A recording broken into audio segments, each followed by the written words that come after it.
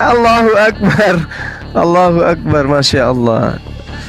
Anda mengatakan Tuhan bisa menjadi makhluk, tetapi ketika saya tanya apakah mayat Yesus itu adalah Tuhan Anda mengatakan bukan.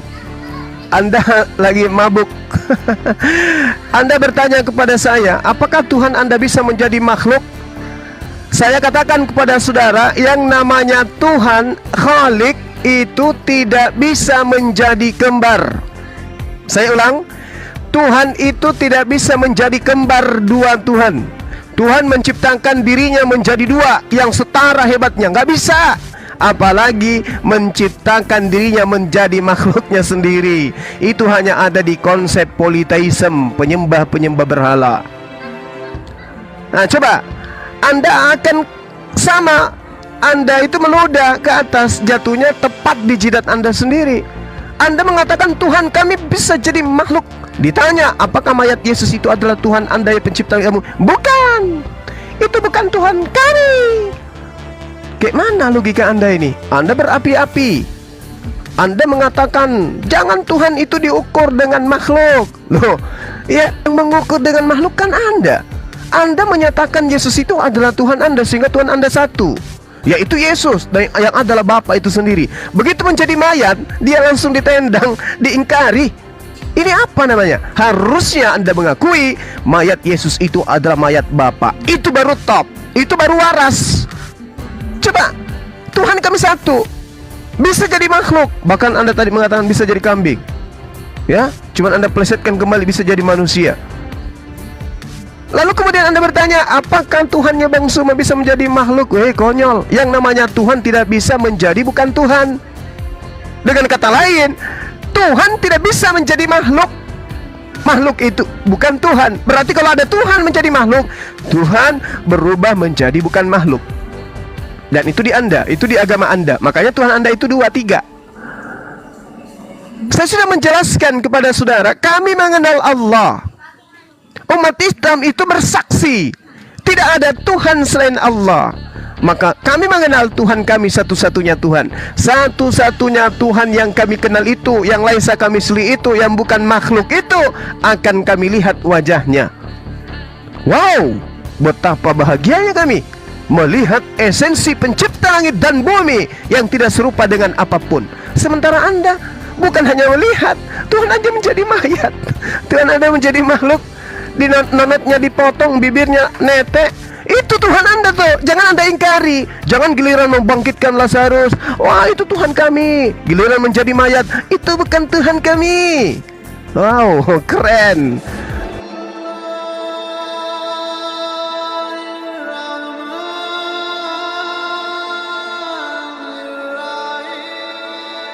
Atau Kristen. Baik, saya akan menjelaskan dari sudut pandang Kristen bahwa menyembah kepada Tuhan yang benar itu harus seperti ini. Pasang kuping baik-baik buat teman-teman yang di atas komal maupun di bawah. Menyembah kepada Tuhan yang benar menurut perspektif Kristen bahwasan pertama harus menyembah kepada Tuhan para nabi. Jadi kalau kamu tidak menyembah kepada Tuhan para nabi, menyembah kepada Tuhan-Tuhan lain itu disebut bangsa goim yang menyembah kepada Allah lain. Itu disebut goim, kafir. Itu yang pertama. Yang kedua, ketika kamu mengklaim dirimu menyembah kepada Tuhannya para nabi, kamu harus mengimani kitab para nabi. Jangan pernah mengingkari kitab para nabi. Kalau mengingkari kitab para nabi, maka saya katakan itu adalah orang-orang yang goim yang berusaha untuk menyamar menjadi orang-orang yang beriman. Yang ketiga, Tuhan yang benar menurut Kristen adalah Tuhan yang tidak diciptakan oleh manusia dan Tuhan tidak hasil daripada imajinasi manusia. Jadi Tuhan kalau hasil imajinasi manusia, contoh, kalau Tuhan yang tidak bisa berbuat apa-apa itu adalah Tuhan hasil imajinasi manusia. Nah, Tuhan-Tuhan yang seperti inilah yang ditolak oleh orang Kristen. Tuhan-Tuhan seperti inilah yang disebut di dalam perjanjian lama, di dalam kitab Musa mengatakan Allah-Allah lain. Nah, Allah-Allah lain itulah yang disebut bahwasan kategorinya adalah Tuhan hasil imajinasi manusia. Nah, untuk sementara itu saja dulu, mungkin akan dilanjutkan oleh debaters dari Muslim, yaitu dari sudut biru, yaitu Zulkifli Abbas, memaparkan bahwasan dari sudut pandang Islam, menyembah kepada Tuhan yang benar harus seperti ini. Silakan memaparkan dengan baik, saya akan menunggu.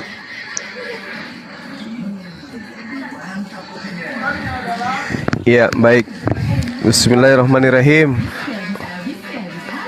Nak, tolong kecilin televisinya, ribut sekali. Oke, thank you. Assalamualaikum warahmatullahi wabarakatuh. Jadi kalau di Islam itu konsep penyembahan itu harus tertuju kepada satu hakikat, satu pribadi, satu esensi. Makanya di Al-Quran itu dikatakan bahwasanya Qul huwallahu ahad. Ya, bahwa Tuhan itu esa. Esa di sini tidak boleh bersekutu, tidak boleh memecah diri, tidak boleh menciptakan dirinya sendiri, tidak boleh membuat dirinya menjadi kembar, tidak boleh membuat dirinya setara dengan makhluk, dan seterusnya. Lalu Tuhan yang disembah oleh umat Islam itu, di samping dia ahad, di samping dia esa, juga Tuhan yang disembah oleh umat Islam itu tempat mengharapkan, tempat meminta segala sesuatu. Allahus Samad. Jadi tidak ada daya kekuatan selain daripada beliau, Allah Azza wa Jalla. Jadi tidak ada pengharapan yang kemudian dinisbahkan kepada pribadi lain untuk menuju kepada pribadi tersebut, tapi serta-merta hanya tertuju kepada dia. Apapun yang dilakukan, apapun yang diniatkan, itu selalu tertuju kepada hakikat yang satu, yaitu Allah. Kemudian hakikat ini yang disembah oleh umat Islam adalah esensi yang tidak beranak dan tidak pula diperanakkan. Lam yalida wa lam yulad. Ini esensi yang disembah oleh umat Islam. Tidak beranak, tidak diperanakkan, tidak bersisila, tidak punya kakek, tidak punya nenek, tidak punya bibi, tidak punya tante, tidak punya ponaan atau sepupu atau kakek, buyut dan seterusnya. Bahkan tidak punya tetangga. Lalu hakikat yang disembah oleh umat Islam, walam yakullahu kufuwan ahad. Tidak ada sesuatu yang setara dengan dia. Jangankan setara, kembar pun tidak ada. Ya. Apalagi kemudian mau lebih rendah dari dirinya. Inilah yang disifati oleh sembahan umat Islam. Walam yakullahu kufuwan ahad. Tidak ada sesuatu yang setara dengan dia. Dia satu-satunya, tidak ada yang lain. Yang lainnya itu hanya hamba, yang lainnya itu hanya ciptaan, yang lain di luar daripada dirinya itu hanyalah makhluk. Itulah yang kami sembah, yang kami sebut Allah yang maha suci lagi maha tinggi. Demikian, silakan. Terima kasih atas paparan dari Bang Juma, ini sangat bagus sekali ya. Beliau ini mengatakan bahwasan Tuhan yang benar di dalam konsep Islam itu yaitu menyembah kepada Tuhan yang esa. Jadi tidak boleh menyembah kepada sasaran yang lain, tetapi harus tertuju kepada Tuhan yang esa itu. Dan yang paling ditegaskan oleh Bang Juma bahwasan paling benar di sini adalah harus menyembah kepada Tuhan yang benar-benar esa. Oke, saya akan bertanya kepada Bang Juma. Esa dalam konsep Islam itu, apakah esa itu sama seperti batu mutlak tunggal, ataukah esanya sama seperti manusia yang mempunyai komponen? Saya ulang sekali lagi ya. Konsep keesahan di dalam Islam itu, apakah esanya itu mutlak tunggal seperti batu yang tidak punya komponen, ataukah esanya seperti manusia yang mempunyai komponen? Contoh seperti manusia ya. Manusia itu tubuh, jiwa, dan roh itu artinya mempunyai komponen. Nah, esanya seperti apa? Seperti manusia atau seperti batu? Silakan. Iya. Jadi Allah itu tidak bisa kemudian dinisbahkan kepada makhluk selayaknya batu, selayaknya manusia. Karena sesuatu yang bisa kemudian diterangkan secara biologis itu pasti makhluk. Akan tetapi esa yang dimaksud terhadap Allah itu adalah tunggal. Tunggal dalam arti kata segala aspek yang ada pada dirinya itu tidak tergantung kepada siapapun. Tidak sama seperti manusia, jasadnya tergantung kepada siapapun, rohnya tergantung kepada siapapun, jiwanya tergantung kepada siapapun. Tetapi esa yang dimaksud terhadap Allah Azza wa Jalla adalah esa dalam arti kata dia tidak memiliki unsur di luar daripada dirinya. tidak membutuhkan unsur di luar daripada dirinya, tetapi segala aspek yang dia punya adalah merupakan satu kesatuan yang diliputi oleh sifat yang melekat pada dirinya. Maha mendengar, maha melihat, maha kuasa, maha memberi, maha penyayang, maha pengasih, maha suci. Itu adalah satu kesatuan yang melekat pada dirinya, tidak bisa terpisahkan antara satu sama lain. Dan kemudian hakikat ini hanya ada pada dirinya, tidak ada pada yang lain. Itu yang dimaksud esa di dalam perspektif tauhid Allah Subhanahu wa taala. Berbeda dengan batu. Batu banyak batu. Ada batu aki, ada batu permata, ada batu berlian, ada batu ginjal, ada batu kaki, ada batu lato-lato, banyak. Tapi kalau yang dikatakan ahad atau esa terhadap esensi Allah Azza wa Jalla, itu tidak bisa kemudian berbilang. Satu tidak berbilang, tetapi satu adalah berdiri sendiri tanpa ada unsur yang menyerupai dengan dirinya. Laisa kamitslihi syai'. Seperti itu.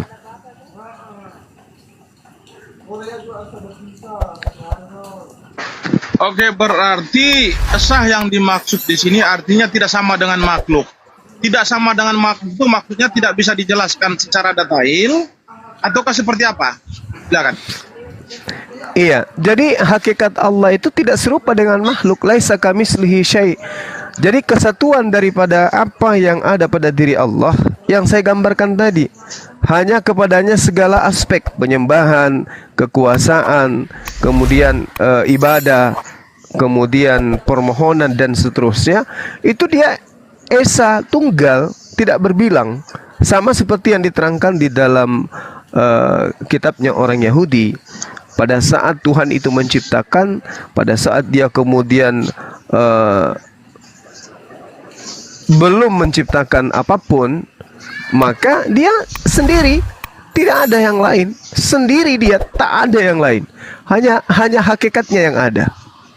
Seperti itu. Berarti yang dimaksud di sini adalah esa itu tidak sama dengan makhluk. Oke, saya setuju. Tetapi saya ingin mengutip beberapa hadis, boleh ya? Boleh, silakan. Ya, mungkin saya mengutip salah satu Al-Quran dulu ya. Dari At-Tur ataupun Al-Qamar 14 ini.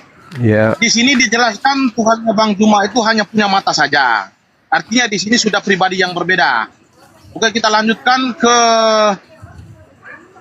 Sahih Muslim ya. Sahih Muslim 5075. Bukan. Tadi di Al-Qamar 14, Tuhan Bang Juma itu hanya punya mata. Artinya, fisik-fisik yang lain itu kan tidak ada, hanya dijelaskan punya mata. Artinya sudah satu pribadi di situ. Nah, kita lihat lagi di Al-Had 75.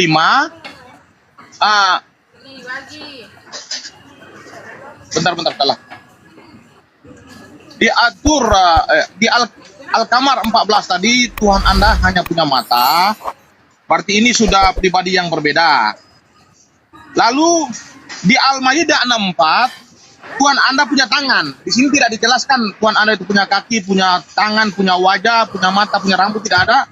Tetapi di Al-Maidah 64 ini hanya dijelaskan mutlak hanya punya tangan. Berarti ini sudah pribadi yang berbeda. Nah, lalu di ayat yang lain di sini menjelaskan Tuhan Anda ini kan punya betis saja, pribadi yang berbeda. Lalu di ayat yang lain menjelaskan di Al-Bukhari 4472, Tuhan Anda punya kaki. Ini sudah pribadi yang berbeda. Kalau menurut saya, Tuhan Anda itu esa, tetapi sama seperti manusia. Artinya mempunyai komponen. Contoh, kalau disatukan menjadi Tuhan benar nih. Contoh, mata tadi disatukan dengan tangan, disatukan dengan betis, disatukan dengan kaki. Itu kan menjadi kesan itu, Bang. Kira-kira itu benar atau tidak itu, Bang? Iya, baik. Jadi yang pertama yang perlu Anda pahami itu, sebelum kemudian manusia berpikir, manusia itu nggak ada. Sebelum Anda menyatakan tentang Allah punya tangan saja, punya mata saja, dan seterusnya, itu Anda nggak ada. Lalu kemudian Anda diciptakan. Setelah Anda diciptakan, Allah memberikan pengertian, pemahaman berupa akal kepada saudara. Sehingga akal ini, dengan akal ini kemudian Allah memberikan informasi tentang keberadaan dirinya. Nah, ketika di dalam Islam berbicara mengenai tauhid, Al-Quran menguraikan bahwa Allah Subhanahu wa Ta'ala itu digambarkan sebagai hakikat yang satu, hakikat yang ahad. Itu sekali lagi saya katakan tidak seperti yang digambarkan oleh saudara, bahwa dia punya mata saja, dia punya kaki saja. Tidak seperti itu. Itu pengertian kita sebagai manusia, bahwa yang digunakan melihat itu adalah disebut mata, yang disebut memberi atau memegang itu adalah tangan, yang disebut berjalan itu adalah kaki. Itu pemahaman manusia, dan pemahaman itu datangnya dari Allah. Tetapi Allah sendiri itu adalah laisa kamitslihi syai', tidak serupa dengan makhluk. Jadi kalau dikatakan Allah punya mata, yaitu maha melihat, itu sifat, bukan mata seperti yang digambarkan oleh kita, sepengetahuan kita, bukan. Nah, ini yang perlu saudara pahami dan saudara renungkan. Sehingga ketika umat Islam berbicara mengenai hakikat Tuhan itu jelas tidak serupa dengan makhluk. Tidak serupa dengan makhluk di sini artinya bahwasanya kalau manusia memahami melihat itu hanya dengan mata, maka manusia tidak dibenarkan berpikir bahwa Tuhan itu memiliki mata seperti makhluk. Karena Allah Subhanahu wa Ta'ala itu adalah laisa kamitslihi syai', tidak serupa dengan makhluk. Sama seperti Anda punya mata, mohon maaf, monyet juga punya mata. Apakah Anda serupa? Tidak. Ini antara makhluk dengan makhluk, sama-sama punya mata tapi tidak serupa. Begitu apatah lagi Allah Azza wa Jalla yang menciptakan unsur-unsur yang ada di alam semesta ini. Seperti itu.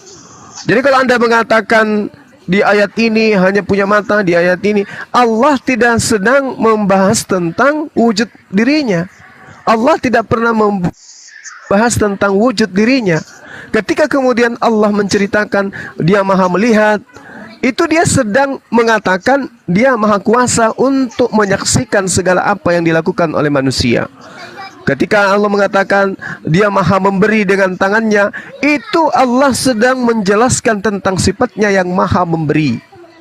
Bukan dia sedang menjelaskan wujudnya, aku punya tangan loh, aku punya mata, bukan kayak begitu. Makanya kalau Anda teliti di Bible Anda, tidak ada dijelaskan wujud Tuhan itu. Apalagi kalau merujuk kepada kitabnya orang Yahudi. Karena Tuhan laisa kamitslihi syai', tidak serupa dengan apapun. Silakan. Oke, saya jelaskan begini ya. Di dalam konsep Kristen itu bahwasan Tuhan itu esa tetapi mempunyai tiga pribadi. Jadi kalau kita sinkronkan dengan manusia, bahwasan esahnya manusia itu mempunyai komponen sama seperti itu. Jadi ketika Tuhan kami itu keesahan itu mempunyai tiga pribadi itu dalam konteks kontribusi ataupun dalam konteks inkarnasi ataupun dalam konteks eksistensi. Contoh, Tuhan esa tetapi mempunyai tiga pribadi. Pribadi pertamanya yaitu bertata di atas surga, pribadi keduanya bisa turun ke bumi, pribadi yang ketiga juga bisa turun ke bumi dalam berupa roh. Artinya dia memisah-misahkan dirinya ini tetapi bisa menjadi satu kembali. Nah, saya mengutip di dalam hadis-hadis tadi sangat jelas ya, ataupun sangat mirip dengan Tuhannya Kristen, esa tetapi mempunyai tiga pribadi. Contoh seperti di sini ya, saya mengutip salah satu daripada Sahih Muslim ya. Sahih Muslim 4996. Tuhan punya jari-jari tangan. Nah, di sini tidak dijelaskan secara utuh Tuhan itu, tetapi di sini hanya dijelaskan bahwasan Tuhan itu hanya punya jari-jari tangan. Lalu mana lagi ya? Lalu ada lagi di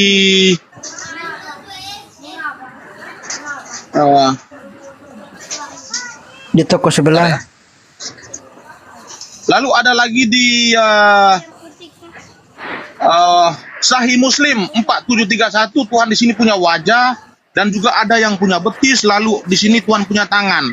Jadi di sini sudah saya jelaskan tadi bahwasan keesahan di dalam ajaran Bang Juma ini bukanlah mutlak seperti batu, tetapi memang mempunyai komponen seperti manusia.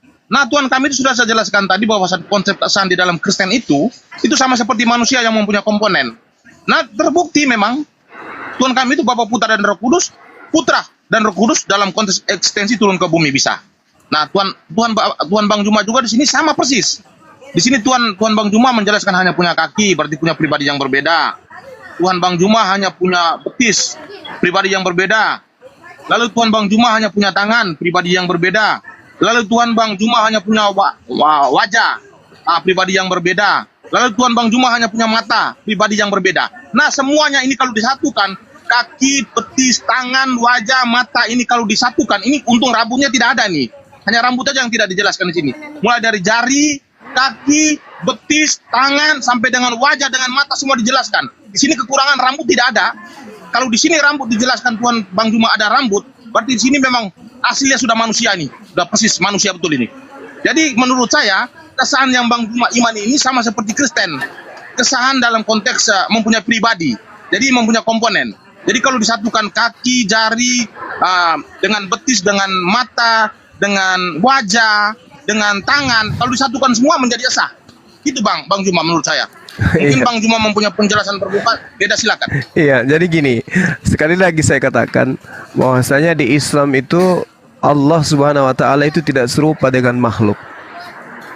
Dan Allah Subhanahu wa taala itu berdiri sendiri. Hakikatnya sendiri. Sendiri dengan berbagai sifat yang dimiliki. Ya, ada Asmaul Husna, itu jelas itu. Jadi ketika saudara mengumpulkan ada matanya, ada tangannya, ada kakinya, oh dia makhluk. Tidak. Coba Anda lihat ini secara logika ya, secara logika. Lihat kendaraan itu, misalnya motor. Manusia punya kaki, punya pijakan. Maka dengan karya manusia, dia mencoba kemudian menciptakan karyanya serupa dengan dirinya. Manusia punya pijakan di dalam menapaki bumi, maka orang itu kemudian membuat ada kendaraan, misalnya ban mobil atau ban motor. Manusia punya kaki untuk berjalan, bergerak, maka kemudian manusia menciptakan motor itu bisa bergerak mundur, bisa bergerak maju. Kemudian manusia memiliki suara, maka manusia kemudian membuat knalpot. Manusia itu bergerak, berjalan, roh, ada rohnya. Maka kemudian manusia menciptakan, membuat bensin sebagai roh kendaraan. Ini adalah cerminan kalau yang kemudian manusia mampu menciptakan, berkarya, membuat sebuah kendaraan, itulah ciptaannya, itulah karyanya. Bagaimana kendaraan yang dibuat itu mensifati dirinya. Sama kursi. Kursi itu dibuat dengan kaki, meja dengan kaki. Kenapa? Karena manusia mensifati ciptaannya dengan dirinya sendiri. Mobil dilengkapi dengan lampu sebagai isyarat bahwa itu adalah mata. Itu cerminan. Begitulah Allah yang Maha Pencipta, yang berdiri sendiri, ketika dia menciptakan makhluknya, dia menciptakan makhluknya sesuai dengan sifatnya. Maka manusia mendengar, manusia melihat, manusia memegang, manusia berjalan, dan seterusnya. Sama seperti sebuah lemari yang bagus, ya itu adalah cerminan pembuatnya. Alam semesta ini begitu apik, begitu sempurna, susunannya begitu indah. Itu cerminan dari yang menciptakan. Nah, ketika kemudian Anda melihat kaki meja dan Anda melihat kaki Anda sama-sama punya kaki, apakah berarti itu ada kaki Anda sama? Tidak. Begitulah ketika Rasulullah Muhammad SAW mengatakan, sesungguhnya Allah meletakkan langit pada satu jari. Jari di sini jangan Anda sifatkan dengan jari manusia. Itu kelirunya ketika Anda mensifati Tuhan pencipta langit dan bumi dengan sifat manusia, dengan sifat makhluk. Tidak seperti itu. Makanya kemudian ketika Al-Quran menjelaskan dan mereka tidak mengagungkan Allah dengan pengagungan yang semestinya, padahal bumi seluruhnya dalam genggamannya, Allah menggenggam dunia ini. Jangan Anda ibaratkan Anda yang sedang menggenggam ayam yang Anda ambil dari kandang. Bukan begitu. Tidak bisa disifatkan sifat manusia itu pada Tuhan pencipta langit dan bumi. Makanya diterangkan dalam Al-Quran, Allah Azza wa Jalla itu laisa kamislihi syai'. Itu serupa dengan apa yang ada di dalam Yeremia 10 nomor 6. Tidak serupa dengan makhluk, tidak serupa dengan apapun. Jadi Allah itu berdiri sendiri dia. Karena dia adalah Khalik, pencipta. Dia mesin yang padanya tercipta segala sesuatu ciptaan. Nah, kemudian ketika Anda mengatakan Tuhan kami itu ada 3 pribadi, wah itu bahaya, itu bukan esa itu. Itu konsep batil. Tuhan itu tidak memiliki 3 pribadi. Tuhan hanya punya 1 pribadi. Hakikat Tuhan adalah Tuhan. Di luar hakikat Tuhan itu ciptaan, namanya makhluk. Seperti ketika Anda mengatakan Tuhan kami berubah pribadinya menjadi manusia. Oh, Anda salah. Anda salah. Itu konsep batil. Tuhan kami berubah diri menjadi merpati. Oh, itu salah, itu keliru. Tidak ada ajaran seperti itu di dalam ajaran Yahudi, nggak ada. Contoh di dalam 2 Raja-Raja 19 nomor 19. Maka sekarang ya Tuhan, Allah kami, selamatkanlah kiranya kami dari tangannya, supaya segala kerajaan di bumi mengetahui bahwa hanya Engkau sendirilah Allah yang ya Tuhan. Tidak ada kemudian yang lain selain daripada Engkau. Yesaya 37 nomor 16. Ya Tuhan semesta alam, Allah Israel yang bertahta di atas kerubim, hanya Engkau sendirilah Tuhan segala kerajaan di bumi. Engkaulah yang menjadikan langit dan bumi. Ayub 98, yang seorang diri membentangkan langit dan melangkah di atas gelombang-gelombang laut. Jadi banyak data di dalam kitabnya orang Yahudi yang sifatnya pencipta langit dan bumi itu hakikatnya berdiri sendiri tanpa ada pribadi di luar daripada dirinya atau bela diri. Nggak ada tuh. Itu konsep batil. Silakan. Oke, ketika saya memaparkan bahwasan Tuhan Bang Juma itu mempunyai kaki, berarti mempunyai pribadi yang berbeda, lalu dia mempunyai tangan, mempunyai pribadi yang berbeda, lalu dia punya jari, punya betis, punya mata, punya wajah. Tadi bahwasan kekurangan hanya rambut ya, rambut tidak dijelaskan. Saya di sini hanya memahami bahwasan dalam konteks seperti ini, saya meyakini bahwasan ini pribadi-pribadi yang berbeda. Lah untuk mempertegas lagi ataupun Tuhannya Bang Juma itu mendeklarasikan dirinya bahwasan dia itu bukan mutlak tunggal, tetapi mempunyai 3 pribadi, tetapi esa, mungkin saya mengutip di salah satu Al-Ma'arij 40 ya.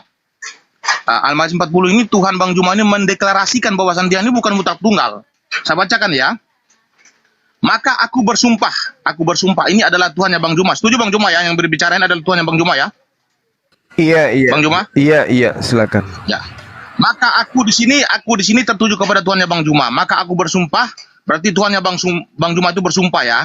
Tuhannya Bang Juma ini bersumpah demi siapa? Demi Tuhan yang mengatur tempat-tempat terbit dan terbenamnya matahari. Jadi Tuhannya Bang Juma ini bersumpah kepada Tuhan yang mengatur tempat terbit dan terbenamnya matahari dan bulan bintang. Di sini dikatakan, sungguh kami pasti mampu. Ini dia mengatakan sungguh kami. Di sini dia mendeklarasikan dirinya ini esa dalam konteks jamak. Jadi di sini dia mengatakan bahwasan dia bersumpah kepada Tuhan mengatur tempat-tempat terbit terbenamnya matahari. Ternyata Tuhan yang mengatur tempat terbitnya matahari ini tidak tertuju kepada Tuhan lain, tetapi tertuju kepada dirinya sendiri. Lalu ada lagi Tuhan yang mengatur bintang-bintang. Lalu dia mengatakan sungguh kami pasti mampu. Nah di sini saya meyakini bahwasan Tuhan Bang Juma ini esa, tetapi bukan dalam konteks ataupun mutlak seperti batu tidak punya komponen, tetapi esa Tuhannya Bang Juma ini sama seperti esanya orang Kristen. Esa tetapi jamak seperti manusia yang mempunyai komponen, contoh ya, manusia mempunyai tubuh, jiwa, dan roh. Sama ini. Nah di sini Tuhan Bang Juma ini sangat mendeklarasikan bahwasan dia ini bukan mutlak esa, tetapi jamak di sini. Makanya dia bersumpah kepada Tuhan yang lain. Tuhan yang lain itu tidak mungkin Tuhan yang berbeda. Pasti kepada dirinya sendiri, yang ada di dalam dirinya. Lalu ada Tuhan lagi yang mengatur bintang-bintang. Tuhan yang dalam dirinya juga. Lalu dia mengatakan, sungguh kami pasti mampu. Jadi saya yakini bahwa Tuhan Bang Juma di sini bukan mutlak esa seperti batu, tetapi mutlak esa seperti manusia yang mempunyai komponen. Silakan Bang Juma. Oke, baik. Ya, baik. Terima kasih ya, Saudara Meme Bos.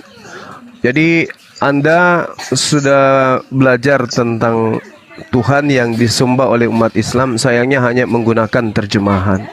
Jadi gini, ketika saya berbicara kepada murid-murid saya di perguruan, saya mengatakan bahwasanya silakan Anda ke kantor itu, Anda akan dipermudah karena pimpinan yang ada di sana itu bernama Bang Zuma. Saya berkata kepada murid-murid saya, di tempat latihan bela diri. Ketika kemudian saya di kantor, saya mengatakan, kamu pergi dekat bandara, di sana kamu akan bertemu dengan seseorang, sampaikan kepada mereka, saya adalah suruhannya seorang manajer dari perusahaan ini. Lalu kemudian suatu hari saya menasihati staf saya di kantor. Saya bercerita kepada mereka tentang pengalaman saya, tentang anak-anak saya. Kemudian saya mengatakan, kalau anak-anak saya itu bisa menghargai bapaknya, maka insya Allah mereka akan menjadi anak yang sukses. Lalu suatu hari saya berbicara dengan orang-orang di rumah. Saya katakan kepada mereka, perusahaan yang saya pimpin, ya insya Allah akan semakin sejahtera karyawannya apabila sebagai pimpinan, manajernya harus melakukan solusi-solusi untuk mengantisipasi adanya persaingan yang begitu ketat dengan perusahaan lain. Ini saya sedang berbicara tentang siapa? Saya sedang berbicara tentang diri saya sendiri. Berbeda dengan Tuhan Anda. Tuhan Anda berdoa kepada pribadi yang lain. Itu beda kita. Sedangkan kalau Anda mengatakan terbitnya matahari dan seterusnya, Al-Quran menerangkan begini. Di dalam surah Al-Anbiya ayat 25. Bismillahirrahmanirrahim. Wa ma arsalna min qablika mir rasulin illa nuhi ilaihi annahu la ilaha illa ana fa'budun. Dan kami, itu di situ dikatakan, dan kami tidak mengutus seorang rasul pun sebelum engkau, Nabi Muhammad, melainkan kami wahyukan kepada mereka bahwa tidak ada Tuhan yang berhak disembah selain aku. Maka sembahlah aku. Berarti kami itu bukan berarti jamak. Kami di situ merujuk kepada aku yang tunggal. Kenapa menggunakan kata kami? Karena itu mengibaratkan satu kekuasaan yang mutlak yang ada pada dirinya. Lalu kemudian ketika Anda mengatakan ada Tuhan bersumpah demi matahari, demi bulan dan seterusnya, Anda keliru. Karena semua alam semesta ciptaan Allah, maka yang menciptakan itu adalah dirinya sendiri. Sama seperti yang tadi saya katakan, ketika Anda ke kantor sana, katakan kepada dia bahwa Anda diperintahkan oleh bapak manajernya. Manajernya adalah saya sendiri. Walillahil masyriqu wal maghrib. Fa'ainama tuwallu fathamma wajhullah. Seperti itu ayatnya. Bismillahirrahmanirrahim. Walillahil masyriqu wal maghrib. Fa'ainama tuwallu fathamma wajhullah innallaha wasi'un alim. Ya, seperti itu. Jadi, dan milik Allah timur dan barat, kemanapun kamu menghadap, di sanalah wajah Allah. Sesungguhnya Allah maha luas, maha mengetahui. Jadi tidak ada dua pribadi, tiga pribadi, ada mata, ada kaki, enggak seperti itu. Allah tidak sedang menjelaskan tentang wujud hakikat dirinya, tidak. Atau menjelaskan tentang zatnya, itu tidak. Tetapi Allah sedang menjelaskan tentang kemahakuasaannya. Nah, berbeda dengan Anda, sekali lagi saya katakan, berbeda dengan Tuhan Anda, bahwa Tuhan Anda memang dikandung oleh manusia, dibunuh oleh manusia, yang satunya terbang melayang-layang, yang satunya ada di surga. Itu berbeda. Semoga Anda bisa paham. Silakan. Ya, ketika saya bertanya tentang Al-Ma'arij 40, Anda mengatakan itu Tuhan Anda bersumpah kepada dirinya sendiri. Nah, Tuhan Anda itu bersumpah ataupun berbicara tentang Tuhan-Tuhan yang lain itu tertuju kepada dirinya sendiri, lalu Yesus berdoa kepada dirinya sendiri tidak boleh. Nah, ini salah satu yang tidak sportif di antara debates Kristen dan Muslim. Makanya saya berusaha untuk menanyakan ayat ini. Yang saya inginkan itu bahwasan ketika Bang Juma menjawab seperti ini. Jadi ketika saya bertanya bahwasan Tuhannya Bang Juma ini bersumpah kepada Tuhan-Tuhan lain, lalu Bang Juma mengatakan tidak, dia berbicara itu tertuju kepada dirinya sendiri. Lalu bagaimana dengan Yesus? Yesus ketika dia berbicara dengan murid-muridnya, lalu murid-muridnya menuntut kepada dia bahwasan tunjukkanlah Bapa itu kepada kami, itu sudah cukup bagi kami. Apa kata Yesus? Siapa yang melihat Bapakku, dia telah melihat aku. Yang dimaksud Bapa di situ tertuju kepada dirinya sendiri. Apa salahnya? Apakah ini salah? Al-Ma'arij 40 boleh, tetapi Yohanes 14 ayat 9 sampai 10 tidak boleh. Nah, inilah maka saya katakan teman-teman muslim ini debaters yang sangat egois, hanya mau menang sendiri. Oke, saya lanjutkan ya. Saya akan menguji kesahan Tuhannya Bang Juma di sini. Sebenarnya saya masih mau mempersoalkan tentang Tuhan itu bersumpah ya. Sebenarnya tidak wajar seorang maha kuasa itu bersumpah kepada makhluk. Itu tidak boleh. Oke lah, di Al-Ma'arij 40 tadi dia bersumpah kepada dirinya sendiri. Yang dia maksud di situ berbicara tertuju kepada dirinya sendiri. Tetapi di Altin 1 sampai 2 itu sampai 3 itu Tuhan bersumpah kepada makhluk. Bersumpah kepada Gunung Sinai. Apakah wajar seorang Tuhan yang maha kuasa maha tinggi bersumpah kepada makhluk, yaitu Gunung Sinai? Kalau Tuhan bersumpah kepada dirinya sendiri, ya sejajar, saya setuju. Tetapi bersumpah kepada makhluk itu tidak sejajar. Tidak sepantasnya Tuhan itu bersumpah kepada makhluk. Berarti makhluk itu yang lebih tinggi daripada Tuhan. Kalau Tuhannya Bang Juma saja sudah bersumpah kepada Gunung Sinai, berarti Gunung Sinai itu lebih tinggi daripada Tuhannya Bang Juma. Sebab di dalam aturan negara itu, sumpah tertinggi adalah sumpah menyebut nama Tuhan. Tidak menyebut nama makhluk. Kalau menyebut nama makhluk, berarti makhluk itu lebih tinggi daripada manusia. Contoh, seperti macam manusia juga makhluk ya. Contoh, derajatnya manusia dengan gunung itu kan tidak mungkin derajat gunung itu lebih tinggi. Jadi kalau manusia sudah bersumpah demi gunung, berarti gunung itu lebih tinggi. Sama seperti Tuhan Bang Juma. Tuhan Bang Juma itu bersumpah dengan makhluk, yaitu Gunung Sinai. Berarti dalam pemahaman saya ini, Tuhan lebih rendah daripada gunung ini. Oke, kita menguji kesahan Tuhannya Bang Juma lagi. Oke, saya mengutip daripada salah satu hadis, yaitu hadis Ahmad nomor 11 ya. Saya bacakan ya. Saya langsung ke narasinya saja ya. Abu Bakar berkata, aku berkata kepada Nabi Shallallahu Alaihi Wasallam ketika berada di dalam goa. Dalam riwayat lain ia berkata, dan kami berada di dalam goa. Dan seandainya salah seorang dari mereka melihat kedua kaki beliau, pasti mereka akan melihat kami dari bawah kedua kakinya. Maka beliau berkata, wahai Abu Bakar, beliau ini Muhammad ya, wahai Abu Bakar, apa persangkaanmu terhadap dua orang? Bukankah Allah adalah yang ketiga dari yang keduanya? Di sini ditegaskan oleh Nabi Muhammad bahwasan Allah itu adalah ketiga dari yang duanya. Sama seperti ditegaskan di dalam Al-Ma'arij 40 tadi, bahwasan Tuhannya Bang Juma itu bersumpah kepada Tuhan lain yang mengatur bumi, mengaturnya terbitnya matahari, lalu bersumpah lagi kepada Tuhan yang lain yang mengatur bulan dan bintang.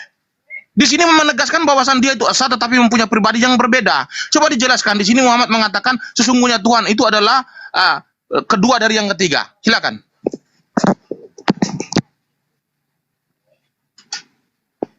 Baik. Saya jelaskan dulu kepada saudara ya, terkait dengan sumpah. Jadi Allah Subhanahu wa taala itu ketika bersumpah, sekali lagi saya katakan, itu berbeda ketika makhluk yang bersumpah. Sama ketika manusia berkata, beda dengan ketika Allah yang berfirman. Al-Qur'an menjelaskan di dalam surah yang sering saya katakan kepada saudara, bahwa Allah Subhanahu wa taala itu mau melakukan apapun, kita tidak punya hak untuk mengatur dirinya. Al-Anbiya ayat 23 jelas di situ diterangkan, la yus'alu amma yaf'al wa hum yas'alun. Kita tidak punya hak untuk bertanya, kenapa Allah bersumpah? Kenapa Allah bersumpah dengan ini? Kenapa Allah bersumpah? Ya itu haknya dia. Itu haknya dia. Allah Subhanahu wa taala mau bersumpah dengan apapun, itu haknya dia. Kita tidak punya hak untuk mengatur-ngatur. Yang perlu ditanyai adalah kita sebagai makhluk, bukan Allah yang diatur oleh kita. Nah, ketika kemudian Allah Azza wa Jalla, Tuhan semesta alam ini bersumpah, dia yang memiliki semua itu, dia yang menciptakan, dia yang mengatur, dia menguasai seutuhnya jagat raya ini. Ya, begitu sempurna, begitu detail, kemudian beliau menciptakan. Maka Allah berhak melakukan apa saja yang Allah inginkan pada makhluknya. Semua perbuatan Allah didasari dua sifatnya yang mulia. Al-Alim, maha berilmu, dan Al-Hakim, maha hikmah, maha bijaksana. Sehingga semua perbuatan Allah sangat sempurna dan profesional, tidak ada sedikit pun kezaliman dan kecacatan. Sehingga tak pantas siapapun menanyakan mengapa, apa yang dilakukan, kenapa Allah berbuat seperti itu. Itu yang perlu Anda pahami. Manusia saja yang diakui profesional kerjanya, orang-orang akan berkomentar, oh si anu ya, jangan ditanya, itu sudah pasti bagus. Apalagi Tuhan yang maha sempurna. Jika seorang ahli melakukan sesuatu pekerjaan, ya kita tidak perlu ragu. Seorang profesor membuat sebuah temuan, kita tidak perlu ragu. Kenapa? Yang dia yang membuat. Jadi kalau Allah mau bersumpah dengan apapun, kenapa kita ragu? Sumpahnya Allah itu untuk menekankan kebenaran atas ciptaannya. Contoh misalnya wal asri, demi masa. Artinya kaitannya dengan waktu terhadap kehidupan manusia itu sangat-sangat luar biasa. Kaitannya dengan waktu dan kehidupan manusia. Siapa yang melalaikan waktu, maka dia akan hanyut dengan segala aspek. Siapa yang memanfaatkan waktu, maka semuanya akan berhasil dan sesuai dengan apa yang diinginkan. Itulah kenapa Allah menekankan dia bebas bersumpah dengan makhluknya.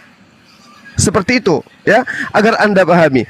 Kemudian, ketika Anda membawa narasi hadis terkait ada satu Tuhan dan seterusnya, hadis apapun yang Anda bawa, ketika kemudian itu bertentangan dengan pribadi Allah yang Maha Esa, itu tertolak. Anda mengatakan baginda Rasulullah Muhammad SAW mengatakan ada Tuhan yang dua, Tuhan yang tiga, itu tidak ada, itu tidak ada. Itu pun perlu dikaji. Hadis yang Anda bawa itu seperti apa sanadnya, seperti apa kedudukannya, apakah dia hadis dhaif atau Anda yang tidak memahami kandungannya. Karena ketika ada penyampaian menarasikan hadis tentang esensi Allah, bahwa Allah itu lebih dari satu, itu pasti tertolak. Karena Tuhan itu cuma satu. Saya sudah menjelaskan dari awal kepada saudara bahwasanya ketika berbicara hakikat Allah, Allah Subhanahu wa taala itu laisa kamitslihi syai', tidak ada Tuhan yang sama seperti dirinya, tidak ada kemudian makhluk yang sama seperti dirinya, apalagi ciptaan yang sama seperti dirinya. Itu tidak ada. Tidak ada yang setara. Artinya tidak ada dua Tuhan, tidak ada tiga Tuhan, apalagi banyak Tuhan. Tidak ada. Itu disifati oleh Allah Subhanahu wa taala. Kemudian Anda ingin menyamakan Tuhan kami dengan Tuhan Anda. Ketika dia mengatakan siapa yang melihat aku sama melihat Bapa, itu ajarannya, bukan wujudnya. Itu ajarannya, bukan wujudnya. Makanya Yesus mengatakan, aku tidak berkata-kata dari diriku sendiri. Apa yang aku katakan adalah apa yang diperintahkan. Berarti ada yang memerintahkan, ada yang menerima perintah. Apakah itu satu? Tidak. Yang memerintah dengan yang diperintah itu beda. Ayo. Nah, sedangkan di Islam mana ada Allah memerintah kepada Allah? Allah memerintahkan kepada pribadinya yang lain. Nggak ada, seperti itu nggak ada. Anda saja yang kurang memahami dan mencoba untuk menyamakan antara Tuhannya umat Islam yang tidak serupa dengan makhluk dengan Tuhan Anda yang pernah menjadi mayat. Itu nggak sama, Bung. Silakan. Boleh aku nambah dikit saya nggak? penasaran dengan Data, pakai data. Bang Mebe, aku nambah dikit. Jangan dulu Rama. Ibu Rama biarkan aja satu lawan satu aja, nggak usah. Nanti terganggu nanti apaku. Oke, aku sampaikan Biarkan aja aja, datanya. Aku nggak ngomong ini. Nanti Datanya ya. Kejadian kacau semua nanti. Bentar, Rama, kacau nanti aja. Kejadian 2016. Bunda, tolong Bunda, biarin. Oke, lanjut. Ya, jadi begini, Bang Juma mengatakan bahwasan ketika saya menjelaskan bahwasan di dalam Alkitab Yesus mengatakan ataupun menyamakan dirinya dengan Tuhan, ataupun Yesus mengatakan bahwasan siapa yang melihat aku dia telah melihat Bapakku. Lalu saya menafsirkan ayat itu Yesus berbicara tentang dirinya sendiri. Lalu Bang Juma mengatakan bukan, dari sudut pandang Bang Juma bahwasan ini adalah sebuah ajaran. Ajaran seperti apa yang Bang Juma maksud? Di sini saya mengatakan kepada Bang Juma bahwasan di sini yang dipertanyakan oleh murid-murid Yesus, salah satunya adalah Filipus, itu menuntut Yesus itu untuk menunjukkan sosok Bapa itu. Artinya itu berbicara tentang personal ataupun berbicara tentang sosok, bukan ajaran, beda. Saya bacakan ayatnya buat Bang Juma ya. Kata Filipus kepadanya, Tuhan, tunjukkanlah Bapa itu kepada kami, itu sudah cukup bagi kami. Di sini Filipus menuntut Yesus bahwasan tunjukkanlah sosok Tuhan itu kepada kami, itu saja sudah cukup bagi kami. Yang diminta di sini adalah sosok, bukan ajaran, bukan. Yang diminta di sini adalah sosoknya. Tunjukkan tunjukkanlah kepada kami sosok Bapa itu kepada kami. Bukan ajaran ya, saya lanjutkan ya. Yang dituntut Filipus di sini bukan ajaran tetapi sosok. Saya ulang sekali lagi ya. Kata Filipus kepadanya, Tuhan, tunjukkanlah Bapa itu kepada kami. Itu sudah cukup bagi kami. Tetapi apa jawab Yesus kepada mereka? Kata Yesus kepadanya, telah sekian lama aku bersama kamu, Filipus. Di sini Yesus mengatakan aku.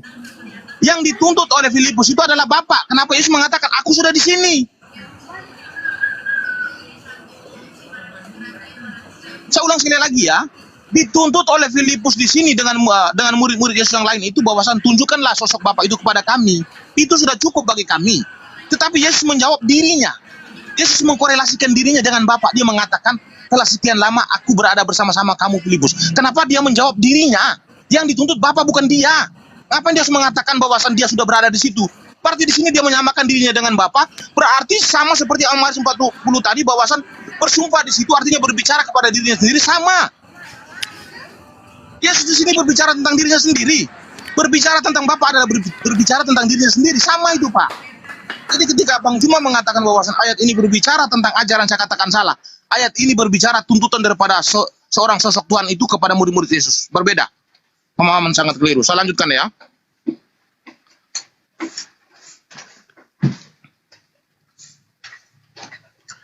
Bang Juma tadi saya sangat penasaran ketika Bang Juma mengatakan Tuhan kami tidak akan mungkin menjadi makhluk. Bukankah konsep di dalam hadis itu menjelaskan bahwasan di saat hari penghakiman nanti orang-orang yang beriman dengan orang-orang yang tidak beriman akan dikumpulkan. Tetapi Tuhan Bang Juma akan datang dalam rupa ataupun dalam bentuk yang dikenali oleh orang-orang yang beriman. Di situ sudah sangat dijelaskan ini konteks inkarnasi. Artinya Tuhan Bang Juma itu dalam konteks hari penghakiman nanti dia akan menjumpai orang-orang yang beriman ini dalam bentuk yang dikenali. Bentuk yang dikenali oleh Bang Juma itu apa ketika Bang Juma masih berada di bumi? Bentuk apa saja? Celana, baju, kayu, batu, kipas angin, ular, sapi, lembu, kambing. Itu bentuk yang Bang Juma kenali ketika Bang Juma masih berada di bumi. Jadi ketika di hari penghakiman nanti, Tuhan Bang Juma itu akan menemui Bang Juma sebagai orang yang beriman, yang selama ini sudah rajin dakwah kepada orang-orang. Kalau orang yang rajin dakwah itu kan orang beriman itu, sudah pasti mau masuk surga ya. Pasti Tuhan dan Bang Juma itu di hari penghakiman itu, Tuhannya itu akan datang menjumpai Bang Juma dalam bentuk yang dikenali. Nah, saya bertanya kepada Bang Juma, Tuhan Bang Juma nanti datang kepada Bang Juma dalam bentuk yang dikenali itu, bentuk seperti apa yang akan dia tunjukkan kepada Bang Juma? Seperti manusia kah? Seperti batu kah? Seperti kayu kah? Seperti apa? Silakan. Afwan Gurunda, sebelum disambung saya ingat tadi hadis Afwan ya, yang tadi dibawa meme bos itu kan berkaitan dengan sahabat Rasulullah beserta sahabat Abu Bakar, di mana sebenarnya kan ada juga penguatnya, la tahzan innallaha ma'ana, janganlah engkau takut, sesungguhnya Allah bersama kita. Enggak, ini meluruskan yang tadi kau hadis. Enggak, bukan. Makanya biarkan Bang Ali, biarkan aja. Bang Meme. Enggak lagi ngeroyok, enggak, aman. Saya cuman ini tadi kan tugasnya Bang Juma untuk menjelaskan. Jangan Bang Ali ikut. Seharusnya itu tugasnya Bang Juma. Bukan, kan Bang Juma tidak buka hadis, itu perlu dikoreksi, perlu diteliti. Aduh, enggak usah tali, biarkan aja Bang Juma menjelaskan, biar seperti itu. Enggak, gini Bang Meme, Ustadz Talib ini tidak mengeroyok, hanya mengingatkan. Bang Juma tidak menyebutkan hadis gitu, hanya mengingatkan. Tenang, enggak dikeroyok, tenang. Saya salah. Iya, mohon maaf, iya. Oke, silakan Gurunda. Ya, konteksnya bukan tiga Tuhan, intinya gitu. Rasulullah, sahabat, dan ada Allah menjadi saksi. Enggak, itu bukan Tuhannya Bang Ali. Biarkan Bang Juma itu. Ya, dia tidak akan paham, Dinda. Jadi nggak usah terlalu masuk. Iya. Kita nggak usah terlalu masuk ke dalam. Biarin aja dia bernarasi gitu. Jadi gini, ketika berbicara mengenai konsep sumpah ya, di dalam kitabnya orang Yahudi, malah Tuhan itu juga bersumpah atas hutan belukar. Nanti kalau Anda butuh data akan saya kasih datanya. Ya, yang pasti di dalam kitabnya orang Yahudi, Tuhan bersumpah dengan mengatakan Gawon itu adalah hutan belukar. Tapi nanti kita akan bahas itu. Kalau Anda masih mau mengatakan, oh Tuhan itu bersumpah dengan makhluknya, ternyata di kitabnya orang Yahudi juga Tuhan bersumpah dengan makhluknya. Nah, kita masuk ke dalam pembahasan saudara terkait dengan siapa yang melihat aku, maka dia sama melihat Bapa. tunjukkanlah kepada kami. Anda mengatakan sosoknya. Nah, inilah saya katakan konsep zalim, konsep batil yang Anda ingin nobatkan kepada pencipta langit dan bumi. Justru Yesus itu heran. Ini orang sudah berapa lama aku sama-sama dengan dia. Aku sudah ajarkan, Bapa itu bukan makhluk. Bapa itu tidak serupa dengan apapun. Bapa itu tidak bisa dilihat, suaranya pun tidak bisa dilihat, dan tidak ada seorang pun yang mampu melihat Bapa. Masih juga minta Bapa itu seperti apa. Makanya dia jawab seperti itu. Siapapun yang melihat aku itu sama melihat dengan Bapa, karena aku melakukan pekerjaan yang Bapa perintahkan, karena aku mengatakan apa yang diperintahkan oleh Bapa. Coba Anda bantah itu. Di dalam Yohanes 5 nomor 37, Bapa yang mengutus aku, dialah yang bersaksi tentang aku. Kamu tidak pernah mendengar suaranya, rupanya pun tidak pernah kamu lihat. Apa masih kurang? Masih mau bertanya? Wahai Yesus, tunjukkan Bapa itu seperti apa. Kan aku sudah bilang, Bapa yang mengutus aku, suaranya tidak pernah kamu dengar, rupanya pun tidak pernah kamu lihat. Masih nanya, mana tunjukkan Bapa itu? Loh, gimana ceritanya? Emosi nanti Yesus ditanyai begitu terus. Udah aku bilang suaranya tidak bisa kau dengarkan, wajahnya tidak bisa kamu lihat. Tidak ada orang yang bisa hidup melihat Tuhan itu, nggak bisa. Nah, itu sudah diajarkan oleh Yesus. Tapi Anda yang Kristen ini salah memahami itu. Seakan-akan yang melihat Yesus itu adalah melihat pencipta langit dan bumi. Tidak. Nah, ketika Anda mengatakan melihat Yesus adalah melihat Bapa pencipta langit dan bumi, maka apakah ketika Anda melihat mayatnya Yesus, itu melihat mayatnya pencipta langit dan bumi? Ini konsep batil. Makanya saya katakan, Anda tidak bisa mensamakan antara Tuhan Anda yang adalah makhluk dengan Tuhan umat Islam. Nggak bisa. Tuhan Anda 3, titik. Tuhan kami cuma 1. Dan itu bukan makhluk. Ketika Anda mengatakan nanti di surga umat Islam melihat Tuhannya, apa yang dia lihat? Kok Tuhannya kan sudah dikenal. Apa yang dikenal? Kipas angin dan seterusnya. Inilah kalau mesin rusak, susah. Suaranya pun, vokalnya pun merusak telinga. Apalagi narasi yang dibangun. Tuhan itu laisa kamitslihi syai', tapi Anda persamakan kipas angin. Itu cacat logika namanya. Jadi umat Islam mengenal Allah Subhanahu wa taala melalui ciptaannya.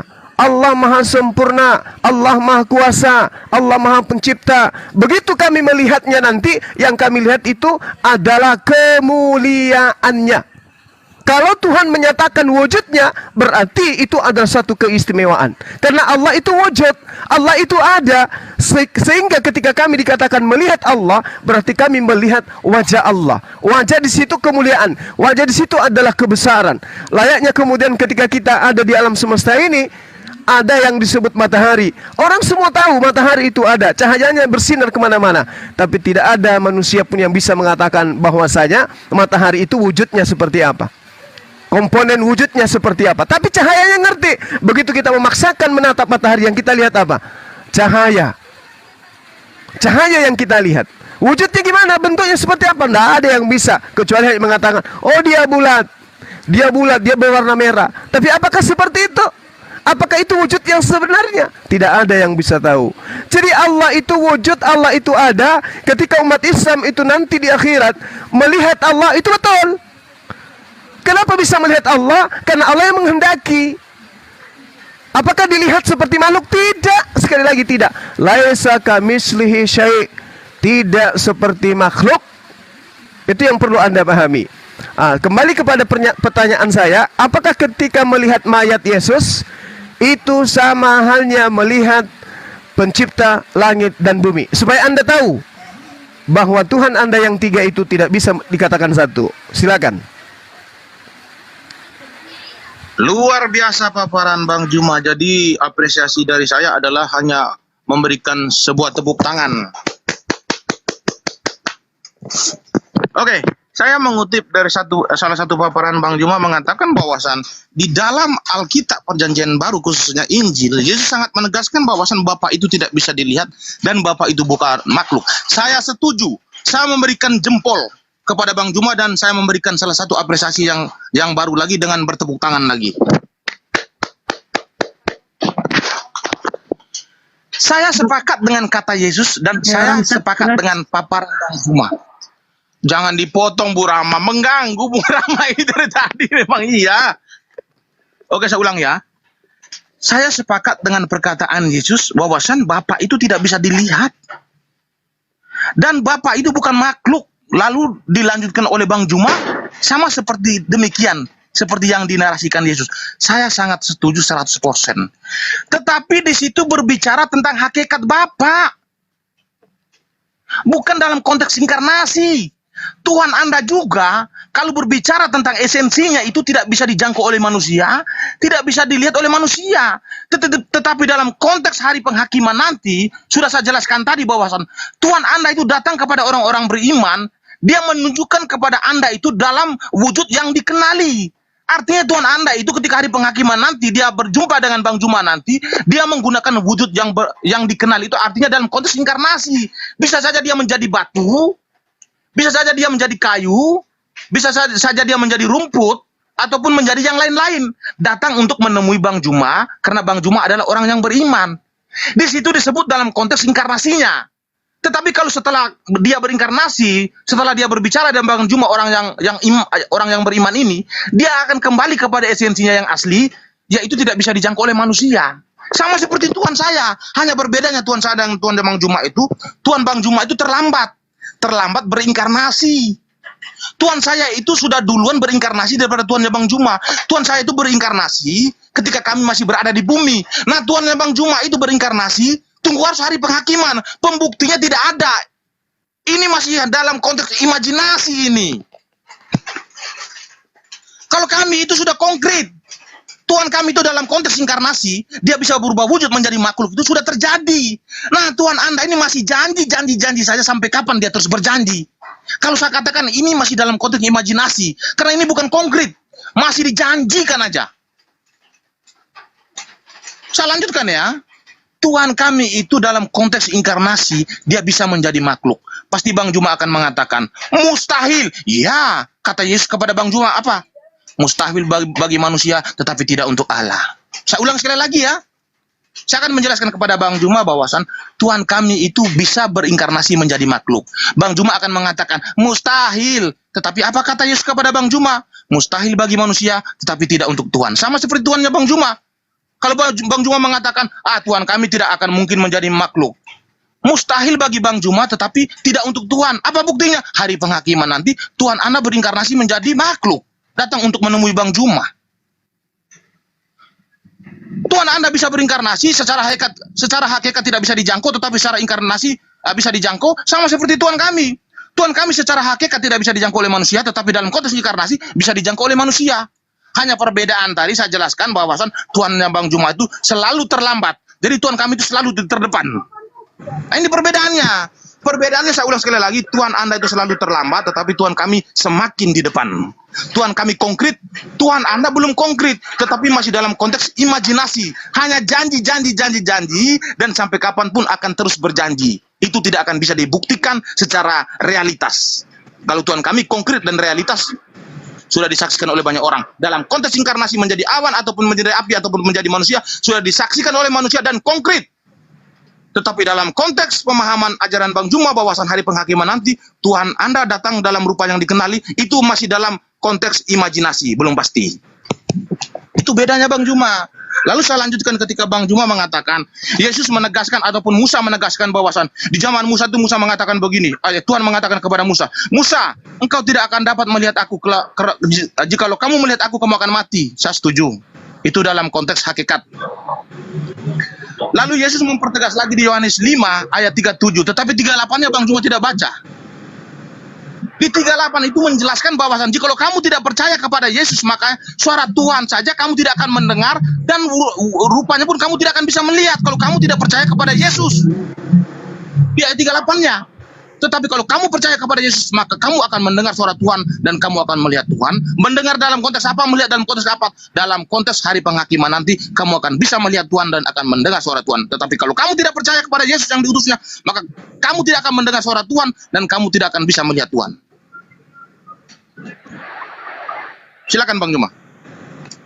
Ya, pertanyaan saya Anda tidak jawab. apakah melihat mayat Yesus itu sama melihat Tuhan pencipta langit dan bumi? Ya, mudah-mudahan Anda bisa jawab sebentar ya. Jadi gini, saudara, Anda menginginkan Tuhan kita itu sama. Beda Tuhan kita itu. Tidak ada Tuhan kami inkarnasi, nggak ada. Yang inkarnasi itu ajaran pagan. Dewa berinkarnasi menjadi manusia itu paganisme. Agama samawi tidak pernah mengajarkan Tuhan inkarnasi. Itu nggak ada tuh. Itu hanya ada di Kristen. Nah, ketika Allah Subhanahu wa taala Azza wa Jalla ini kami kenal dalam perspektif iman kami, Dia Maha Pencipta. Kami tidak mengenalnya layaknya makhluk. Kami mengenalnya layaknya Khalik, pencipta alam semesta ini. Sama seperti kami sadar rasa manis itu ada. Kami tahu, kami kenal rasa manis itu seperti apa. Kami kenal rasa pahit itu seperti apa. Kami tahu bagaimana yang dikatakan gelap. Kami tahu bagaimana yang dikatakan terang. Kami ngerti akal itu ada. Kami tahu, kami rasakan, kami mengenal akal itu seperti apa. Tapi wujud daripada itu semua tidak bisa kemudian dijelaskan seperti apa wujudnya. Begitulah pencipta langit dan bumi. Dan ingat, kalau umat Islam kelak melihat Tuhan pencipta langit dan bumi, itu melihatnya bukan pada tempat fana, bukan pada tempat yang ada saat sekarang, tetapi di akhirat itu adalah tempat kekekalan. Kami melihat Allah pada alam kekekalan. Jadi tidak sama Allah yang kami lihat. Makanya Rasulullah Muhammad SAW menyatakan umat Islam kelak akan melihat Tuhannya laksana mereka melihat rembulan. Itulah dia. Nah, artinya bahwa keberadaan Allah Azza wa Jalla itu memang ada. Memang ada. Berbeda dengan Tuhan saudara yang masuk menjadi makhluk, berinkarnasi menjadi makhluk. Ketika Anda mengatakan Bapak bukan makhluk, betul. Ketika Anda mengatakan Bapak tidak bisa dilihat, itu betul. Lalu apa lagi? Bapak tidak bisa dilihat, Bapak bukan makhluk. Yesus bisa dilihat. Dia adalah makhluk. Berarti Bapak dan Yesus berbeda. Karena Anda Tuhankan, maka Anda memiliki dua Tuhan. Logikanya tuh coba dipakai. Ya, coba dipakai logikanya. Bapak tidak bisa dilihat. Bapak bukan makhluk. Yesus bisa dilihat. Yesus adalah makhluk. Sama enggak? Tidak sama. Hakikatnya sama enggak? Ya tidak sama. Satu hakikatnya makhluk, satu hakikatnya Khalik. Beda. Satu hakikatnya manusia, satu hakikatnya Tuhan. Beda. Satu pribadinya Tuhan, satu pribadinya manusia. Beda. Dan Anda Tuhankan, maka Tuhan Anda dua biji. Bukan esa, tapi dua. Belum lagi burung merpati. Jadi payah Tuhan Anda itu. Ya, kalau Anda kemudian memaksakan bahwa Tuhan kita harus sama, Tuhan kita itu sama karena Tuhan Anda cuma telat berinkarnasi. Tuhan kami tidak berinkarnasi. Di alam kekekalan Tuhan menyatakan dirinya, Tuhan menampakkan dirinya. Apa masalahnya? Tuhan itu ada. Maka ketika Dia membuktikan keberadaannya dengan memperlihatkan wajahnya, apa masalahnya? Di alam kekekalan, tidak ada masalah. Yang masalah ketika Tuhan memperlihatkan dirinya di alam yang tidak kekal. Berarti Dia masuk kepada dimensi yang terbatas. Sedangkan Tuhan itu tidak terbatas. Makanya nanti beliau memperlihatkan wajahnya di alam kekekalan. Anda harus paham itu. Tuhan itu bukan makhluk sehingga Dia turun menjadi makhluk melata di alam yang non kekal. Ini sederhana, ini logika yang saya bangun saudara Meme adalah logika yang paling rendah. Yang orang-orang yang tidak pernah sekolah pun bisa paham. Kalau saya menggunakan bahasa tinggi, saya rasa Anda akan pingsan. Saya menggunakan bahasa marifat, Anda tidak akan mampu. Ini bahasa yang paling rendah, anak TK pun bisa paham. Kalau Anda juga masih tidak paham, saya nggak tahu harus ngomong apa. Jadi saya katakan kepada saudara, pertanyaan saya yang sederhana, apakah Yesus ketika Dia menjadi mayat, Dia adalah pencipta alam semesta? Itu pertanyaan saya. Ketika Anda membawa narasi Yohanes 5 nomor 38, siapa yang percaya? Nah sekarang, kalau Anda percaya kepada Yesus, sekali lagi, kalau Anda percaya kepada Yesus, sekali lagi, kalau Anda percaya kepada Yesus, mustahil Anda menjadi Kristen. Itu satu. Catat itu. Kalau Anda percaya kepada Yesus, mustahil Anda menjadi Kristen. Kenapa? Karena Kristen itu adalah kelompok manusia yang mempertuhankan manusia. Sedangkan Yesus mengajarkan untuk mempertuhankan hanya kepada yang Khalik, yang pencipta, bukan ciptaan seperti dirinya. Ingat pertanyaan saya, kalau Anda mengatakan Tuhan Anda adalah satu, tetapi faktanya adalah dua, apakah mayat Yesus itu adalah pencipta langit dan bumi? Apakah ketika melihat mayat Yesus, melihat pencipta langit dan bumi? Silakan. Oke, terima kasih. Harus diberi tepuk tangan kepada Bang Juma ya. Dia mengatakan begini, ketika Yesus mengatakan bahwasan siapa yang melihat aku, dia telah melihat Bapakku. Lalu pertanyaan Bang Juma, berarti kamu melihat mayat Yesus, apakah itu Tuhan? Saya akan balik bertanya kepada Bang Juma. Dalam konteks hari penghakiman nanti, Tuhan Bang Juma itu datang dalam rupa bentuk yang dikenali.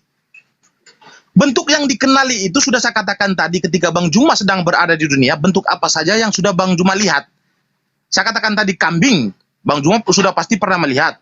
Monyet, kuda, batu, kayu, manusia.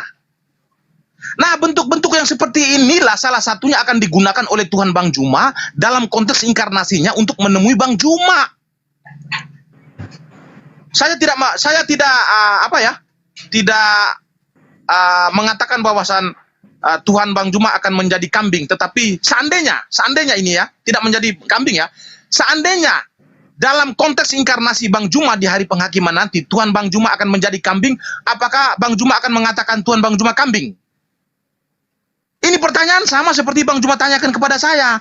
Ketika Tuhan saya dalam konteks inkarnasi menjadi manusia, lalu disalib mati, lalu kamu bertanya, kamu melihat mayat Yesus, apakah kamu melihat Tuhanmu? Saya akan balik bertanya, ketika Tuhan kamu dalam konteks hari penghakiman nanti, dia berubah wujud menjadi bentuk yang dikenali. Contoh, bentuk yang Bang Juma kenal itu kambing. Kalau Tuhan Bang Juma berinkarnasi menjadi kambing, apakah ketika Bang Juma melihat kambing, apakah Tuhan Bang Juma kambing? Kan enggak. Itulah yang disebut dalam konteks inkarnasi. Jadi dalam konteks inkarnasi itu bukanlah sosok Tuhan, tetapi itu adalah sebuah hijab yang digunakan Tuhan.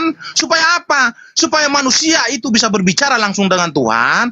Supaya Tuhan itu bisa beradaptasi dengan manusia secara langsung. Kenapa dia harus bisa beradaptasi dengan manusia secara langsung? Kenapa dia harus menggunakan hijab makhluk? Supaya apa? Supaya manusia itu bisa menjangkau. Itulah fungsi yang digunakan Tuhan, bahwasan Tuhan harus menggunakan makhluk sebagai hijabnya. Tuhan Anda juga sama. Konteks hari penghakiman nanti, dia menggunakan hijab makhluk. Sudah saya katakan tadi. Saya tidak menuduh, tetapi seandainya Tuhan Anda menggunakan kambing untuk menemui Bang Juma, lalu berbicara kepada Bang Juma, apakah Tuhan Bang Juma itu kambing? Kan enggak. Itu hanya untuk sementara saja dalam konteks inkarnasi. Tetapi ketika dia kembali kepada esensinya, ataupun kembali kepada hakikatnya, Tuhan bukanlah makhluk. Saya setuju itu. Sama, bro. Lalu Anda mengatakan Tuhan saya itu cuma satu, bukan dua. Tuhan Anda dua. Tuhan Anda itu dijelaskan di dalam arsy maupun Al-Quran itu, Tuhan Anda itu dijelaskan di dalam Al-Quran maupun hadis itu berada di atas arsy. Nah, di Sahih Muslim, di Al-Bukhari 63:6 ini, Musa juga berada di atas arsy. Jadi yang bertata di atas arsy itu bukan hanya Tuhan Anda, tetapi dua orang. Sedangkan umat Islam menjelaskan bahwasan yang ada di atas arsy itu cuma Tuhan. Lalu Musa juga bisa. Berarti Tuhan Anda dua orang. Pantasan Tuhan Anda itu berbicara di dalam Al-Qasas 29:30 itu. Tuhan Anda tetap berada di atas arsy. Lalu ada Tuhan lagi berbicara dengan Musa di balik pohon. Jadi kalau Bang Juma mengatakan Tuhan Anda cuma satu, tidak mungkin. Ada Tuhan yang ada di atas arsy. Lalu ada Tuhan di Al-Qasas 29:30 turun berbicara dengan Musa dari pohon. Tuhan menjadi pohon. Tidak mungkin suara Tuhan dari balik pohon berbicara dengan Musa di bumi, Tuhannya masih berada di atas. Emang pakai teriak apa?